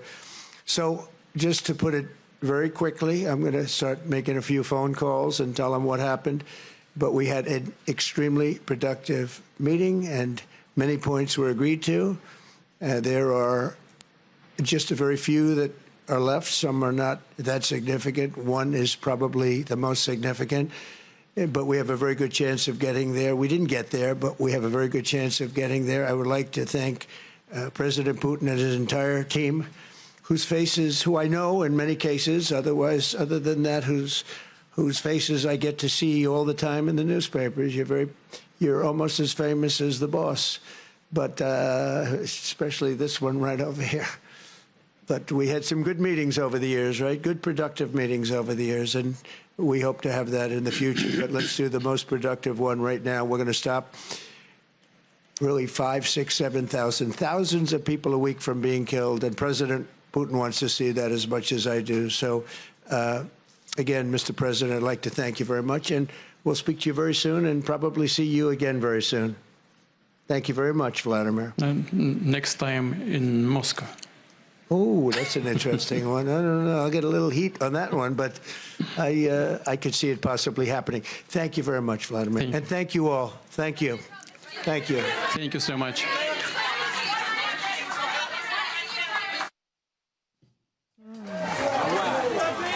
That was interesting. It began with President Putin talking at length, really. He said some really quite fascinating things, even things like, when I came out on the plane, I said, "Good afternoon, dear neighbour. Good to see you in good health and good to see you alive." I think that's very neighbourly. He also said that the Ukrainians are a brotherly nation, which he acknowledged might sound a little bit ridiculous given the context of what they're talking about. However, he said that he agreed with President Trump that the security of Ukraine should be maintained. We expect that Kyiv and European capitals will perceive that constructively and that they won't throw a wrench in the works. He wants to pave a path towards peace. I mean, comparatively, President Trump did not say a lot. He seemed to suggest that this was more of a business meeting. He alluded to the fact that there were several Russian businessmen who were there and that they wanted to do business together. Excuse me. He said that talks were productive. And that maybe, you might have heard there at the end, that maybe the next meeting will take place in Moscow. President Trump said he's going to go away and call NATO. He's going to go away and call Volodymyr Zelensky. And, yeah, I mean, I suppose in a way it's quite respectful to Zelensky that what we didn't hear there was the terms of any agreement or land or minerals done publicly. Jane, your views on what we've just seen and heard, really? I think it potentially is a really smart move from Trump because he has given Putin a potential route to rebuild the Russian economy. And actually, I can't think of a different route to give him that sort of saving face on what's happened. I mean, I don't want to see territorial gains, but I think it's inevitable. But I think the Russian economy is in such a state, they are really struggling. And maybe by making it about bigger things, I think Putin touched on space exploration, mineral exploration in the Arctic, maybe. I mean, these are big Just I'm interested. Look, so I'm going to throw this out there. I might get a little bit of heat on this from our viewers and our listeners because I think people tend to be relatively pro-Trump and certainly want to end the war in Ukraine. Is there a case to be had that Trump looks a bit rattled here, do you think? I felt so. I think when he said, "I wanted a deal and we didn't get there," that is a very rare admission from Trump. And, you know, the normal Trump way of doing things is if you haven't got a deal after 3 hours, you keep going until you get the deal, but they stopped. So I thought it was very odd that he said that we didn't get there. Who looks happier there, though? Seriously, you know, look at that. You've got Putin and Putin. Do you think Putin's looked a little bit in control? You're right, he looks happy. Even the pictures on the front pages of the newspapers, look, he's smiling. I've not seen him this happy since he's been on the back of a bear. It's unbelievable. But I think this is all a propaganda Well, experience for him. In the old Your Say chat room, a lot of people are saying this Putin lookalike's quite impressive. There is a chance it's that. Although, so the quote there is what he said to Trump, "See you alive." Yes. That's the most terrifying thing I've ever heard. It's like, so the Novichok didn't work. It's got that vibe too, hasn't it? Like, don't have the sushi. That's the first thing I thought. Scary. But, yeah, he seems to be in control. It is high stakes. It was what I think Trump tweeted, high stakes. It is the highest of high stakes. And both men want to save face. Both men want to look like they've won. And I think it's fascinating. I think you need Zelensky's input in the next round. I can't see Trump going to Moscow. That would be absolutely bizarre. The quotes on that from President... But again, that was quite interesting because what we saw was the press conference was ending, wasn't it? And Putin had spoken in Russian, and then just at that, he nips in with... I won't do the voice, but maybe next time in Moscow. And Trump goes, "I'll get a little heat on that one, but I could see it possibly happening." So again, Putin's just lobbed that in there right at the end, doesn't he? Yeah, it completely rattled Trump, didn't it? Because he had to say possibly happening. Because you can't say no. That's the only thing you can be like, no. I don't think he could dismiss it at the time, but I would be sceptical about it happening there. Yeah, I'm just trying to digest really what it is that we've seen and heard, really. I mean... Trump's met his match, hasn't he? I mean, that lob, that final hand grenade, that's the class, that's straight out the Trump playbook, isn't it? Yeah, so again, Putin has said, President Trump said that if he was president back then when the war started, there will be no war. I can confirm that. Yeah. So he said. I think this is potentially more stage managed than we could realise.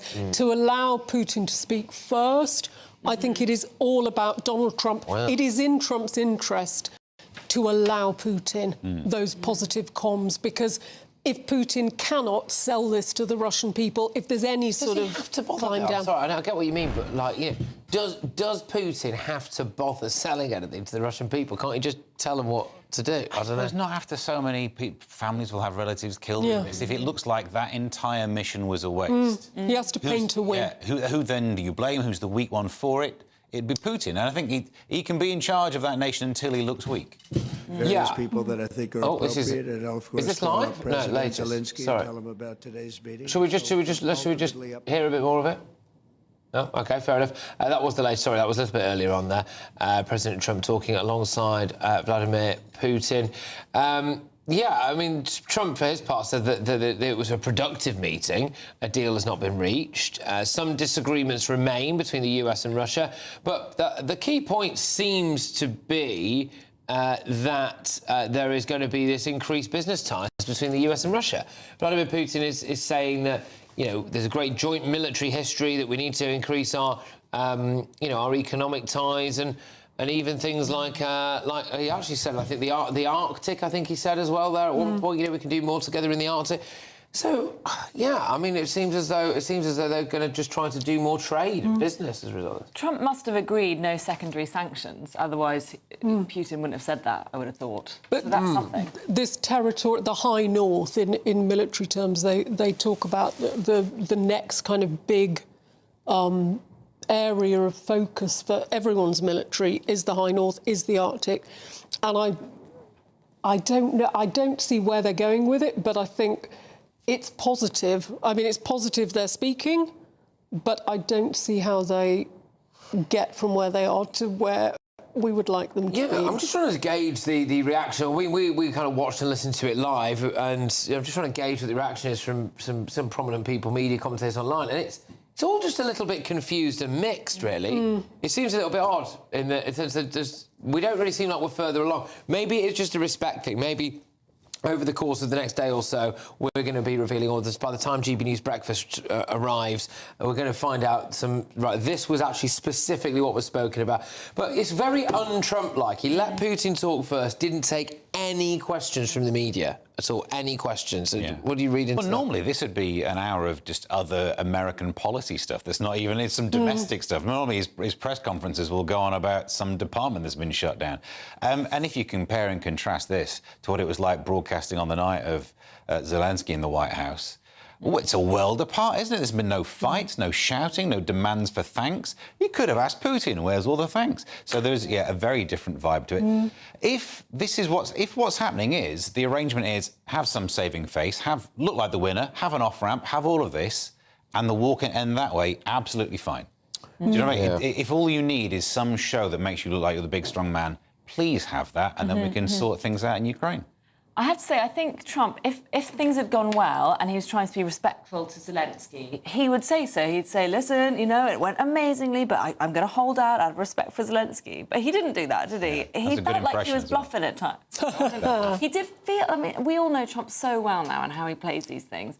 He didn't show off even a modicum, and that is unlike him. That makes me think there wasn't really a huge win in there for Trump. He was a Trump lookalike as well as a Putin lookalike. But they said very little. They actually said nothing particularly. Well, President Trump spent quite a lot of time talking about the Russia hoax, didn't he? Saying, oh, well, that made it difficult for us to do business together. Again, business. It was like it was treated like a business meeting. But I thought you actually made quite a good point on that, Steve, which is that you can't do business if you're at war. Yeah. So if that leads to peace, ultimately, then... Yeah, it's not the moral high ground, but it's not a bad motivation. When you've got people who are that keen on business, who have the ability to end a war, good. If that's what you want to have, if you want to get your rare earth metals and find ways of mining them, if that's what you do and how you fix this situation. Again, I don't mind what it is, whether the price that we pay is strong man looks strong or businessman looks like he's making money. Fine, as long as you stop the bit where people are being killed all the time. So it would be an absolute winner. And that's what he was trying to do in Ukraine. He was trying to get this minerals deal and saying we don't need to enter into a military pact because there will be so many US citizens on the ground in Ukraine.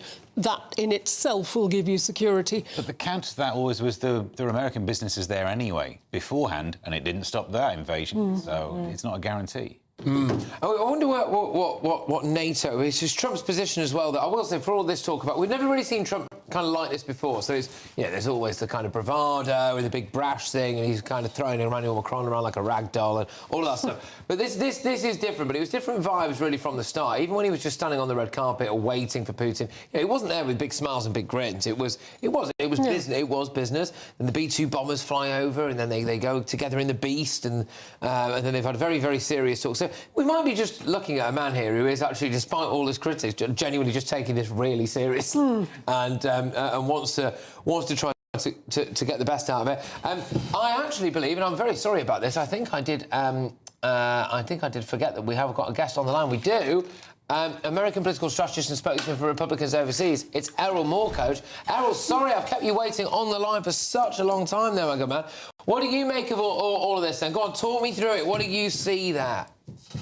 Well, look, you guys seem to have done a pretty good job without me, but I will say that I agree that the cadence was something that looked like President Putin at least was given the allowance to kind of have, I want to say an upper hand, but he was allowed to lead the dance, you can say a little bit. I also noted that he looked pretty healthy, and I only mention that because he's looked very unhealthy throughout this war in terms of Western media snapshots of him. So that was interesting to kind of take away, that both leaders, nobody looked miserable. The fact that it ended early probably plays to how you guys were saying there wasn't a lot there for Trump early on, except probably a push towards finding out what are the, KPIs that they want to see for this, project to go forward. And that speaks to the business sort of attitude of this. And I think framing it as a business negotiation, as a business meeting, took a little bit of pressure off of both parties in terms of expected results. Trump doesn't have the authority technically to be giving away land. So the fact that they avoided talking about that probably, pulled up stakes a little bit quickly for the Russians. And the fact that Trump wanted, maybe some public guarantees of a ceasefire, something more dramatic, wasn't going to get that. So I think what we saw was a breaking of the ice, if you will. And that's something that President Biden refused to do, refused to meet. He just kept staring at the camera and saying, don't. So compared to that, this at least is some sort of progress forward. I will say that the second meeting, I think, is going to be far more consequential than the first one. And I doubt it would occur in Moscow, but wouldn't that be something? Yeah, I mean, simply the fact that I think Putin asked for it there, right at the end was again a little bit of a power play. I mean, I get that you're not a psychologist, Errol. Well, what did you make of the body language that we saw here? Putin spoke first. He spoke at length, and I've got the timings of it here actually. Putin spoke for 8 minutes 27 seconds. President Trump spoke for 3 minutes 30. No questions from the press. Again, quite, it's not really like Trump now. We're used to a certain type of press conference, which, by the way, I absolutely love, where you sit there and it's just, you sit there for as long as it takes before everyone's exhausted all of their possible questions, then you'll go home. Do you think that Putin looked like he was more in charge here, or are we missing something? Well, as you said, I'm not a doctor, just playing one here on TV. But I will say that President Putin had a lot of stage presence in this meeting or in this press conference, and Donald Trump seemed very happy to allow him to have it. Donald Trump, is the world's master pontificator. If he wants to extend something, he can extend something.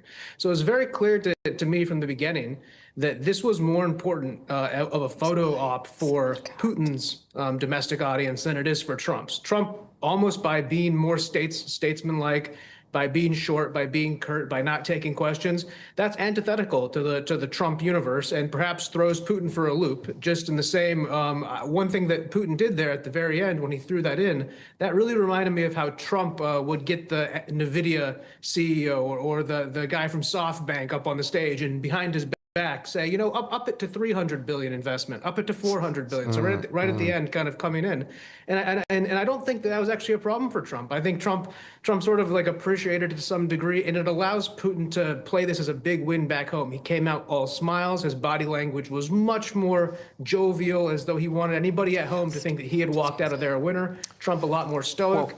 Kept his cards close to his chest for once, and I think that's probably the direction of American diplomacy in this arena specifically. Well, what does Putin want from Trump, and is Trump willing to give it to him? So is Putin's most predominant thing here to get a lifting of sanctions, allow the economy to open up, and actually allow it to go further, and for him to tap into the US market in a huge way, and for him to go back to the Russian people and say, look, we've had a brutal war here. It's cost us money, it's cost us lives, but look at us now, we're wadded.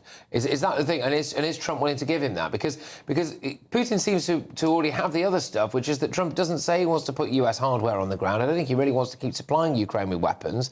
So, is that what Putin's after, do you think, the economic stuff? I do think that's what he's after. He probably realizes, as the Americans are trying to detangle their situation in the European continent, and Europe is going to step forward, that the Americans are going to be much more economically focused on intertwining with the Ukrainians. And in doing so, it's going to be something that's going to put on his border economic competitiveness. Russia, let's take an easy example. They're the #2 exporter of aluminium. Right now, they can't export to the U.S. in a lot of places, so their #1 customer is China. So you're pushing China and Moscow closer together. So opening up some international commodities trade is going to be a way to actually sort of pull Russian influence kind of back into its own sphere. And so I think that's something that Putin is willing to give up, in quotes, in exchange for access to the U.S. markets, access to working with U.S. companies, supplying materials and doing things like this. And the other thing about this quickly is that the Chinese, they produce competitors for the United States in terms of, like, they have a TikTok and Alibaba to compete with our social networks and our Amazon and stuff like that. Russia competes only on the industrial level with us. So it's a very different economy to intertwine with. They have a lot of raw and natural resources. I think Putin knows that that's the best sell to Trump, and he knows that Trump really can't take away many of the gains they've made in the East. Maybe some concessions can be made. So economic entwinement, fighting your battles with ledgers as opposed to bombs, I think both parties kind of see that as the advantage, and playing on Trump's business persona, they're going to maybe leverage that a little bit going forward.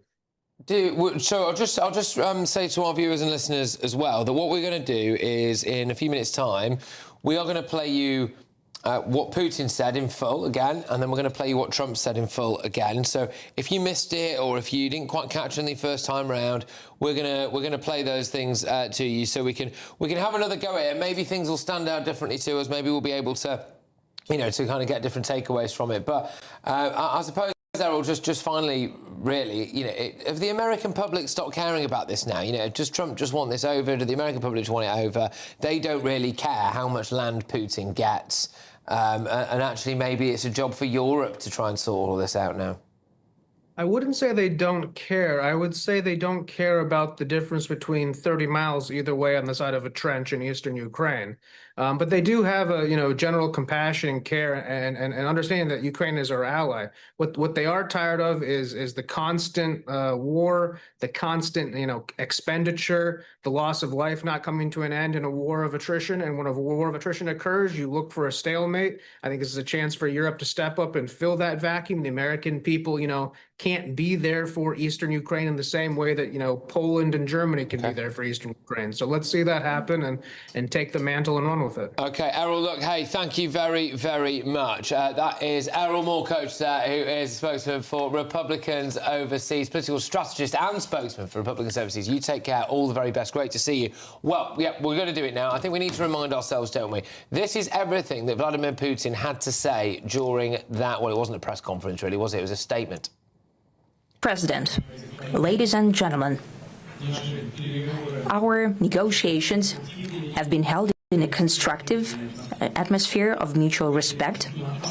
We have very thorough negotiations that were quite useful. I would like to thank once again my American counterpart for the proposal to travel out here to Alaska. It only makes sense that we've met here because our countries, though separated by the oceans, are close neighbors. So when we've met, when I came out of the plane and I've said, "Good afternoon, dear neighbor. Very good to see you.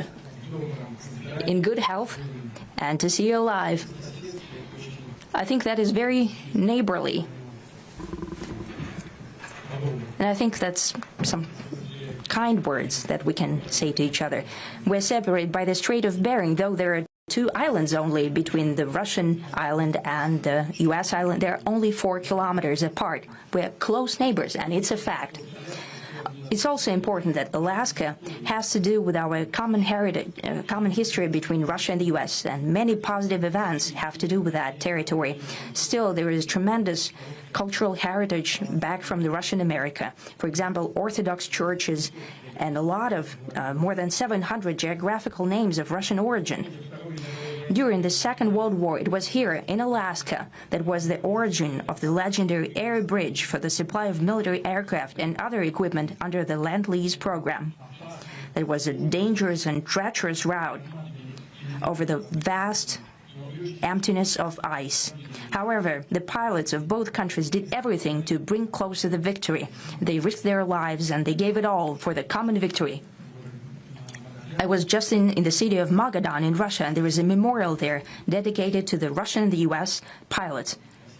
And there are 2 flags, the U.S. flag and the Russian flag. And I know that here as well there is such a memorial. There is a military burial place several kilometers away from here. The Soviet pilots that buried there who died during that dangerous mission. We're thankful to the citizens and the government of the U.S. for carefully taking care of their memory. I think that's very worthy and noble. We'll always remember other historical examples when our countries defeated common enemies together in the spirit of battle camaraderie and allyship that supported each other and facilitated each other.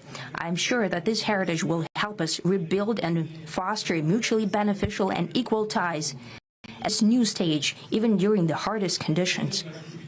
It is known that there have been no summits between Russia and the U.S. for 4 years, and that's a long time. This time was very hard for bilateral relations, and let's be frank, they have fallen to the lowest point since the Cold War. I think that's not benefiting our countries and the world as a whole. It is apparent that sooner or later we had to amend the situation to move on from the confrontation to dialogue. And in this case, a personal meeting between the heads of state has been long overdue, naturally under the condition of serious and painstaking work, and this work has been done in general. Me and President Trump have very good direct contact. We've spoken multiple times. We spoke frankly on the phone. And Special Envoy of the President, Mr. Witkoff, traveled out to Russia several times. Our advisors and heads of foreign ministries kept in touch all the time. And you know fully well that one of the central issues was the situation around Ukraine. We see the strive of the administration and President Trump personally to help facilitate the resolution of the Ukrainian conflict. And his strive to get to the crux of the matter, to understand this history, is precious. As I've said, The situation in Ukraine has to do with fundamental threats to our security. Moreover, we've always considered the Ukrainian nation, and I've said it multiple times, a brotherly nation, however strange it may sound in these conditions. We have the same roots, and everything that's happening is a tragedy for us and terrible wound. Therefore, the country is sincerely interested in putting an end to it.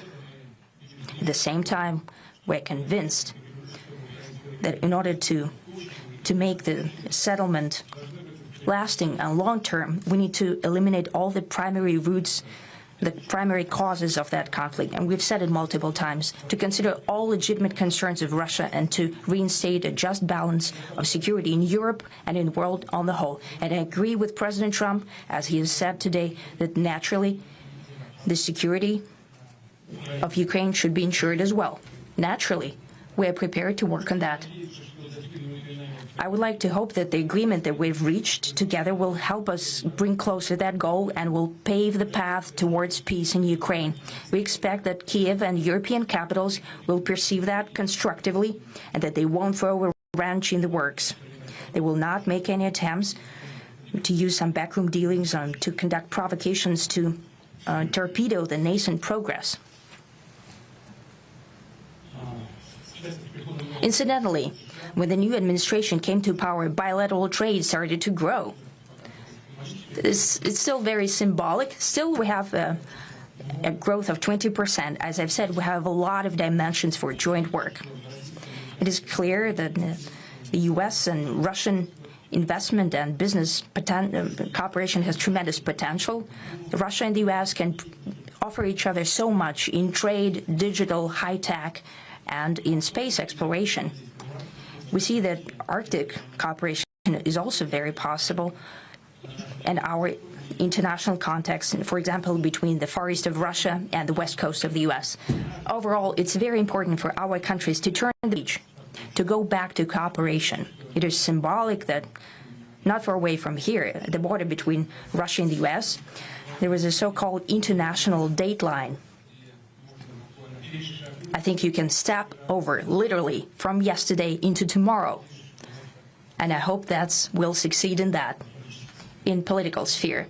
I would like to thank President Trump for our joint work, for the well-wishing and trustworthy tone of our conversation. It's important that both sides are result-oriented, and we see that the President of the U.S. has a very clear idea of what he would like to achieve. He sincerely cares about prosperity of his nation. Still, he understands that Russia has its own national interests. I expect that today's agreements will be the starting point, not only for the solution of the Ukrainian issue, but also will help us bring back business-like and pragmatic relations between Russia and the U.S. And in the end, I would like to add one more thing. I'd like to remind you that in 2022, during the last contact with the previous administration, I tried to convince my previous American colleague that the situation should not be brought to the point of no return when it would come to hostilities. And I said it quite directly back then, that it's a big mistake. Today, when President Trump saying that if he was the president back then, there will be no war. And I'm quite sure that it would indeed be so. I can confirm that. I think that overall, me and President Trump have built a very good, businesslike and trustworthy contact. And I have every reason to believe that moving down this path, we can come, and the sooner the better, to the end of the conflict in Ukraine. Thank you. OK, so that was Vladimir Putin in full there. Shortly, we're going to play you President Trump in full.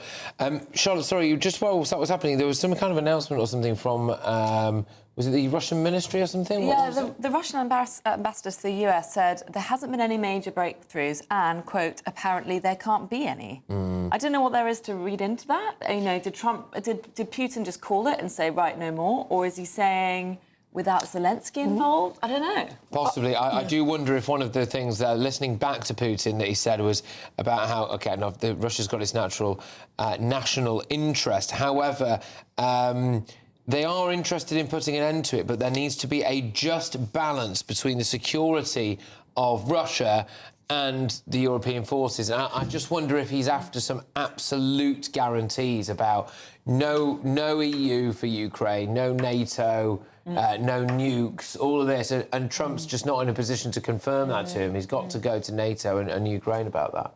It is very, very difficult. That is what Putin has sold domestically. He has said NATO is advancing. We are under threat from NATO. And that is his line domestically he's going to stick to. I don't know what guarantees you can give, because we've seen NATO get bigger because of the war in Ukraine. So you've seen places like Sweden joining NATO. He has created this problem himself. You know, we can't... But that is what he said. I think Trump, the more I watch, I think Trump knows he's dealing with a mirror image of his own sort of pride and kind of, you know, status and that desire to sell. He's allowed him to stand there and say repeatedly, as equals, equal partners, equal. And I think he is doing all he can to give Putin kudos, a route out, a nobility, a noble way to back off in some respects. But I think there couldn't be much agreed today, realistically. But I would have hoped for a ceasefire agreement to be spoken about, and it hasn't been. Well, we're going to give you President Trump very shortly, but actually, Steve, that's something you pointed out. The use of language there about it was joint, it was equal from Putin. You know, what do you want to stand up to you? Saying that they were neighbours, they're so close, all of these endeavours that they'll do together, the team up between the US and Russia, all of it was... Even that line at the end there, let's do this next time around my place, let's do it in Moscow, is showing how, look, we're equals. And if that's what... I mean, like, that is what Putin's after, isn't it? Recognition on the world stage. And that's he talked for longer than Trump. No one's ever more talked than for longer twice as long. It's ridiculous amount, really, isn't it? So it very much seems to be that's the method of payment, the currency that he's receiving for this. Other than that little payment back, which was, I can confirm that there wouldn't have been a war, which you can't, can you? I can see how there's no way to ever prove that. You can't prove the counterfactual or whatever, but it is just simply giving Donald Trump something he wants to be able to use in arguments. Also, I really did not know what to make of that line from Putin saying, we've always seen Ukraine as a brotherly nation, it's terrible what's happening and all of this. And I don't know I didn't really quite know what to make of that. I'm not sure if I don't know. Is that not just him saying it's part of us? We're the same. This is why we want to be in charge of that land. We are the same. Even though we're at war, we're the same, so therefore you should be owned by us. Yeah. Right. He considers it the same. There are areas in Ukraine that there are Russian-speaking majority. They identify as Russian. It diminished since 20 years ago, but there are still people living in Ukraine as Ukrainians who would probably quite like to be Russian. So it is all to play for out there, but I don't think this was as positive as I'd hoped. I mean, I'm just trying to, again, digest what some political commentators are saying. This is the best result anyone could have hoped for. Trump was looking to sell out Ukraine, but he was forced to back off. I don't quite understand what he was forced to. I don't know, that's my take. By the way, that's Dan Hodges, for whatever that word. So, back off by Putin. Yeah, what? Yeah, no, don't sell Ukraine out. Yeah, very, very odd that. I don't know really, but yeah, it seems to be a very mixed bag in the comments. White House officials have said that the lunch between the US and Russian delegations would not take place, that Trump would return to Washington immediately. That was 6 minutes ago. So, sorry, I keep forgetting. We obviously are operating off a whopping great big time difference, aren't we? So that would make sense. So there was supposed to be a lunch taking place, and that is apparently not going to happen. That's actually really alarming. I'm now starting to get more and more alarmed by how quickly it all wrapped up, and Trump biting his tongue, and, yeah, the lunch not going ahead. I mean, that was a highly publicised lunch that we've been talking about all day at the office. But maybe that's a negotiator. I think with Trump, almost everything is premeditated and a negotiating tactic to say, I'm willing to cut these niceties a little bit short. You've not come far enough. I'm out of here. And he needs to give Putin maybe time to consider what was discussed and time to consider what he will end up having to concede. Yeah. Shall we just go to the clips that we've got of President Trump? We've played you President Putin in full. He spoke for, and I want to make sure I get this time Exactly right. So he spoke for 8 minutes and 27 seconds. That was Putin. Now, Trump is for 3 minutes 30. And I'm just gonna throw it over to you now. Just see what you make of the body language, of the tone, of everything here. Thank you very much, Mr. President. That was very profound. And I will say that I believe we had a very productive meeting. There were many, many points that we agreed on, most of them, I would say, a couple of big ones that we haven't quite gotten there, but we've made some headway. So there's no deal until there's a deal. I will call up NATO in a little while. I will call up the various people that I think are appropriate, and I'll, of course, call up President Zelensky and tell him about today's meeting. It's ultimately up to them. They're going to have to agree with what Marco and Steve and some of the great people from the Trump administration who've come here, Scott and John Radcliffe, thank you very much. But we have some of our really great leaders. They've been doing a phenomenal job. We also have some tremendous Russian business representatives here, and I think, you know, everybody wants to deal with us. We've become the hottest country anywhere in the world in a very short period of time, and we look forward to that. We look forward to dealing. We're going to try and get this over with. We really made some great progress today. I've always had a fantastic relationship with President Putin, with Vladimir. We had many tough meetings, good meetings. We were interfered with by the Russia hoax. That made it a little bit tougher to deal with, but he understood it. I think he's probably seen things like that during the course of his career. He's seen it all, but we had to put up with the Russia hoax. He knew it was a hoax, and I knew it was a hoax, but what was done was very criminal. But it made it harder for us to deal as a country in terms of the business and all of the things that we'd like to have dealt with. But we'll have a good chance when this is over. So just to put it very quickly, I'm going to start making a few phone calls and tell them what happened. But we had an extremely productive meeting, and many points were agreed to. There are just a very few that are left. Some are not that significant. One is probably the most significant, but we have a very good chance of getting there. We didn't get there, but we have a very good chance of getting there. I would like to thank President Putin and his entire team, whose faces, who I know in many cases, other than that, whose faces I get to see all the time in the newspapers. You're almost as famous as the boss, but especially this one right over here. But we had some good meetings over the years, right? Good, productive meetings over the years, and we hope to have that in the future. But let's do the most productive one right now. We're going to stop really 5, 6, 7,000, thousands of people a week from being killed, and President Putin wants to see that as much as I do. So, again, Mr. President, I'd like to thank you very much, and we'll speak to you very soon and probably see you again very soon. Thank you very much, Vladimir. Next time in Moscow.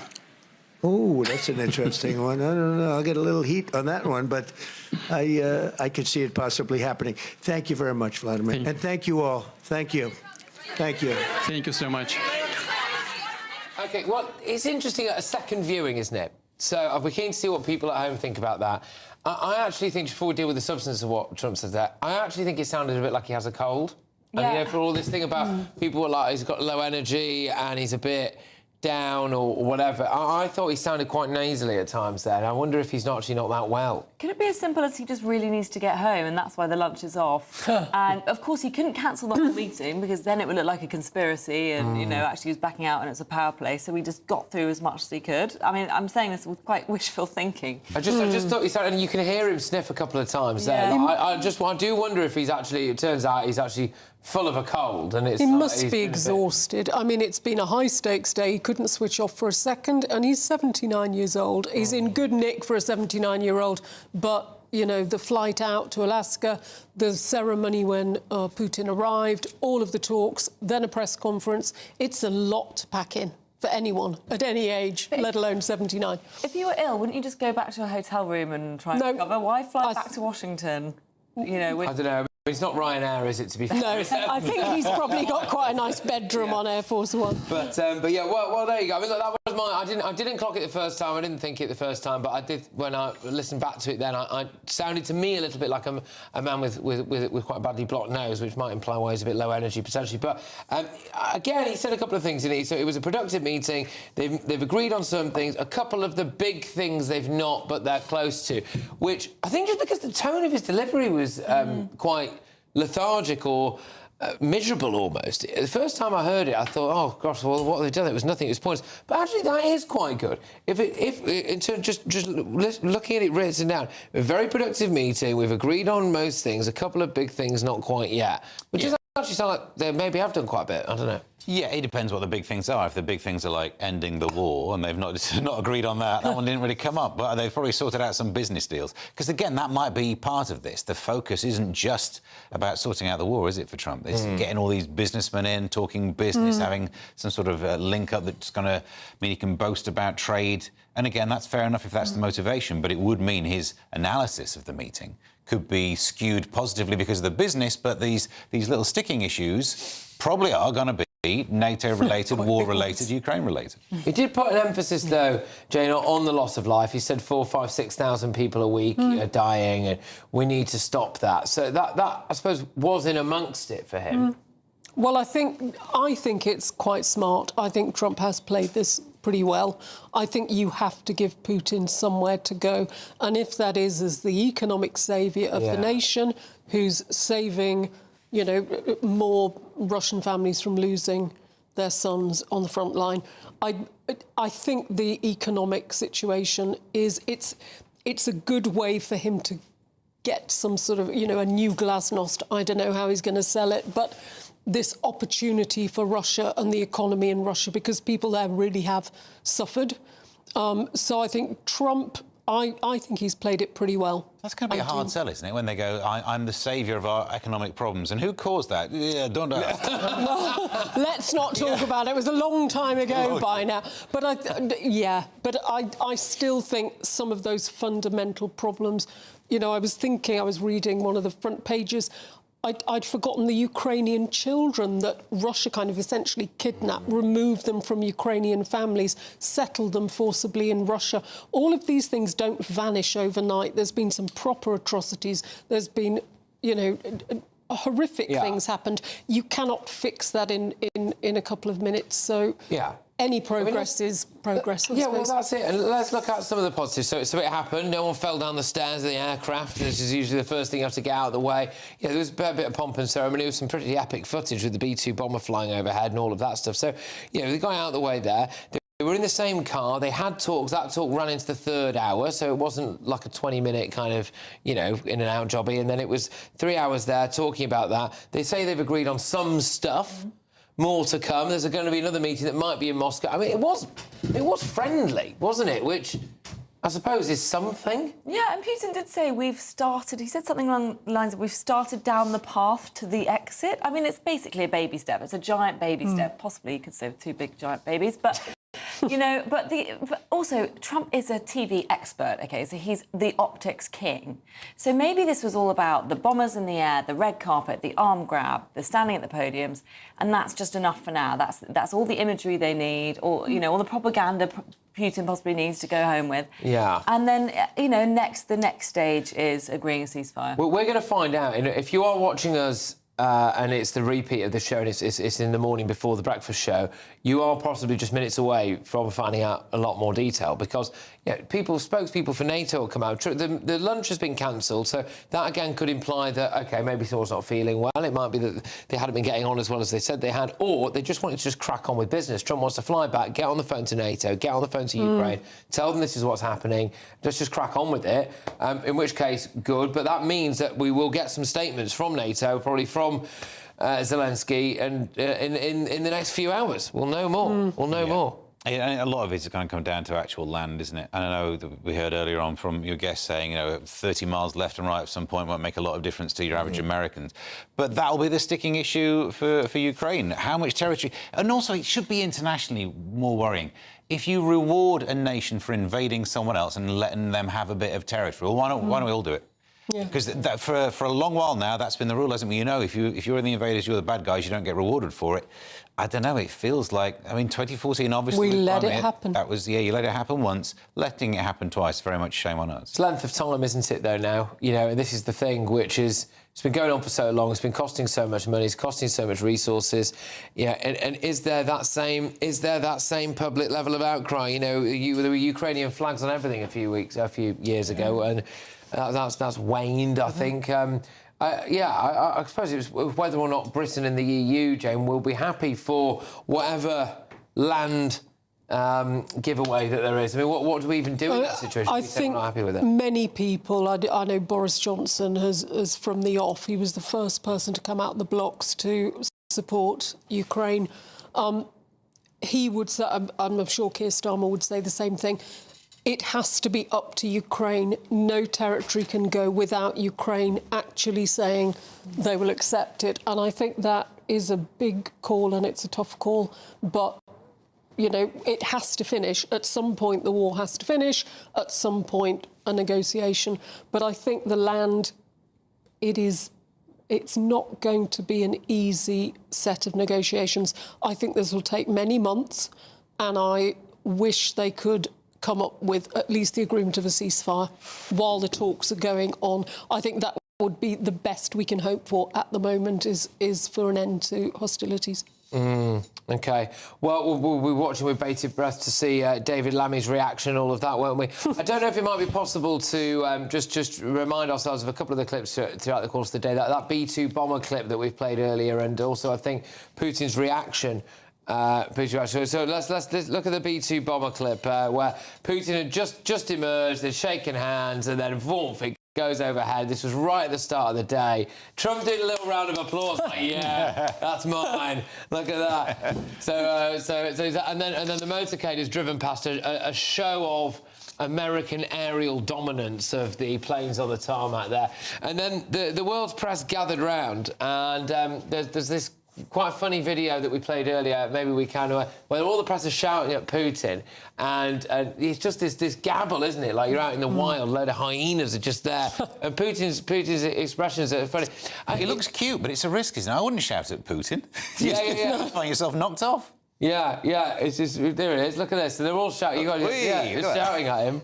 That's a meme by tomorrow, isn't it? It's just noise, by the way. It is just one big cacophony of noise. Everyone going, you know, I don't know what he says when he does this to... Do we know what he was... Don't eat the sushi. No, they say that... This is funny because there's a report in the press to say, but we couldn't hear what he said. So, well, yeah, that's because you were shouting. Do you think Trump's a little bit embarrassed by that he's allowed all these press conferences over the years and months to the point where the American press is just mad and it's shock and awe. Yeah. I think it is fascinating. I mean, people are going to be picking the bones out of this for the next day or two. So we've just been reacting to it live, and I'd be keen to see what you think at home. More information will come. Thank you very much to my panel. Is this live? We think this getting is on live. the plane. Sorry, this is live. This is the limousine. The beast. Sorry, the beast. Well, it's Putin. That is Putin leaving. Well, I'll tell you what a moment to end the show. This is Vladimir Putin getting on his jet and flying straight back to Russia. I wonder whose decision it was to cancel the lunch. Thank you to my panel. Thank you to you at home. Good evening.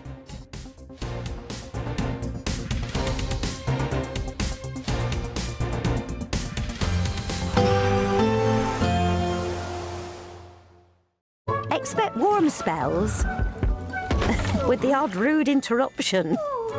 Boxed Boilers sponsors the weather on GB News. Hello again and welcome to the latest update from the Met Office for GB News. We do have a lot of cloud across the eastern parts of the UK. That's going to spread further west during the next 24 hours. Mostly clear, though, to the far west and staying warm, whether you've got the cloud or the clear spells. We've got high pressure sitting to the northwest of the UK, and with the winds coming in around the top of that high and then running down the North Sea across eastern parts of the UK, we're going to see a lot of North Sea low cloud creep westwards overnight after dark, and that low cloud becoming extensive. A few spots of light rain and drizzle for parts of Scotland, northeast England associated with that low cloud. Clear skies to the west and southwest. 16, 17 Celsius overnight, relatively warm, but similar to recent nights, effectively. And then we wake up Saturday with Well, a real divide across the country. Plenty of sunshine for West and South Wales.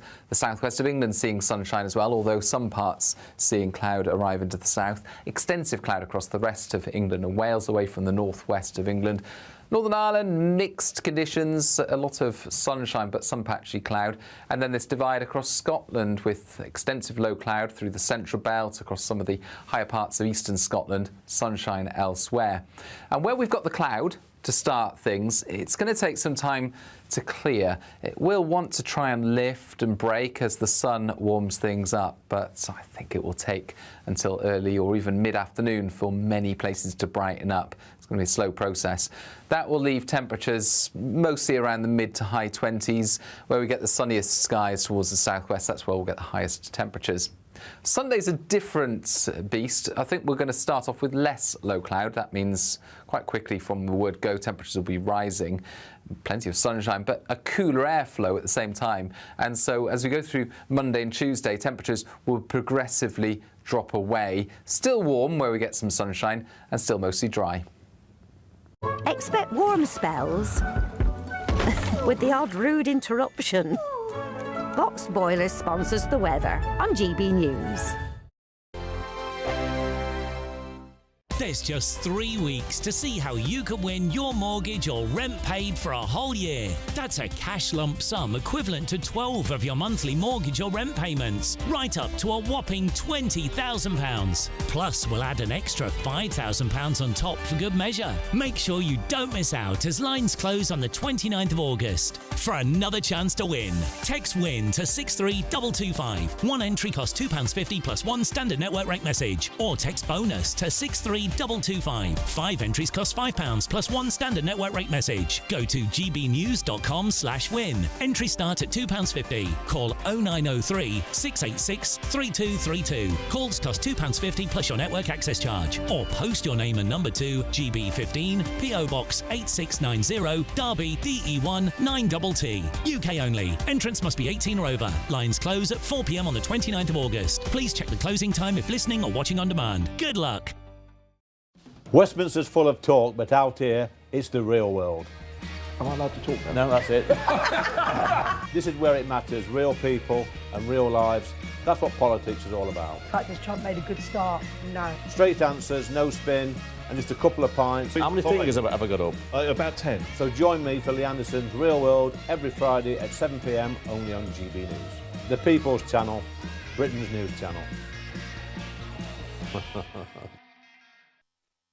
You want to know what's really going on in the corridors of power? Labour don't know what to do with you half the time, and that makes you quite lethal in the chamber. Get behind the headlines with Chopper's Political Podcast. Join me, Christopher Hope, as I sit down with the great and the good of British politics. We'll see where this ruling takes us. These are the stories shaping our nation. Chopper's Political Podcast, available now on all platforms. Listen in and stay ahead.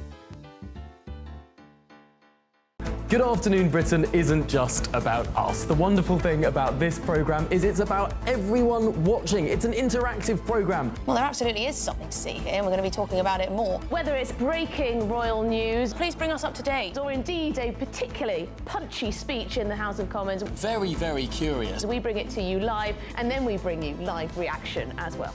That's Good Afternoon Britain, weekdays from midday. Only on GB News, the People's Channel, Britain's news channel.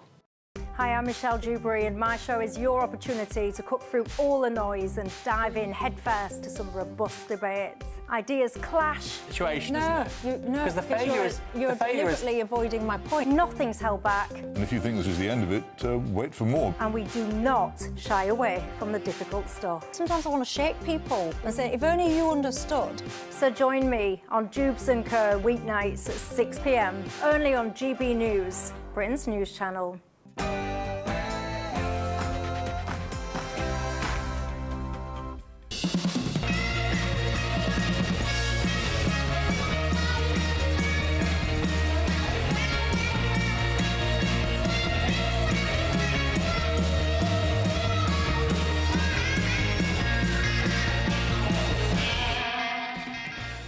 welcome to the Andersons' Real World. Tonight on the show we have the very feisty Lizzie Cundy. She's going head-to-head with the former Labour MP Stephen Pound. On the show again tonight, we've got top chef Jameson Stocks. We've also got the CEO of Wildcrest Events, Mike Driscoll. But first, let's go to the news.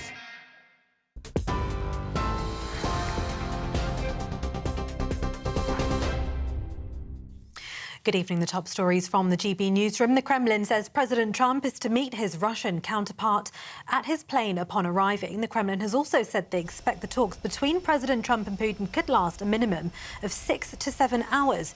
President Trump is on his way to Alaska to meet Vladimir Putin to discuss the war in Ukraine. The US president shared a message on social media ahead of boarding Air Force One, which said 2 words: high stakes. He spoke from Air Force One this evening. I want the killing to stop. I'm in this to stop the killing. You know, we're not putting up any money. We're making money. They're buying our weapons, and we're sending them to NATO, and NATO's sending us big, beautiful checks. But that I don't care about that. I care about it was a big factor when Biden spent $350 billion and got nothing. But what I do care about is they lost last week 7,011 people. Were lost, almost all soldiers. 36 people in a town which got hit by a missile, but over 7,000 soldiers. It's crazy. The King and Queen have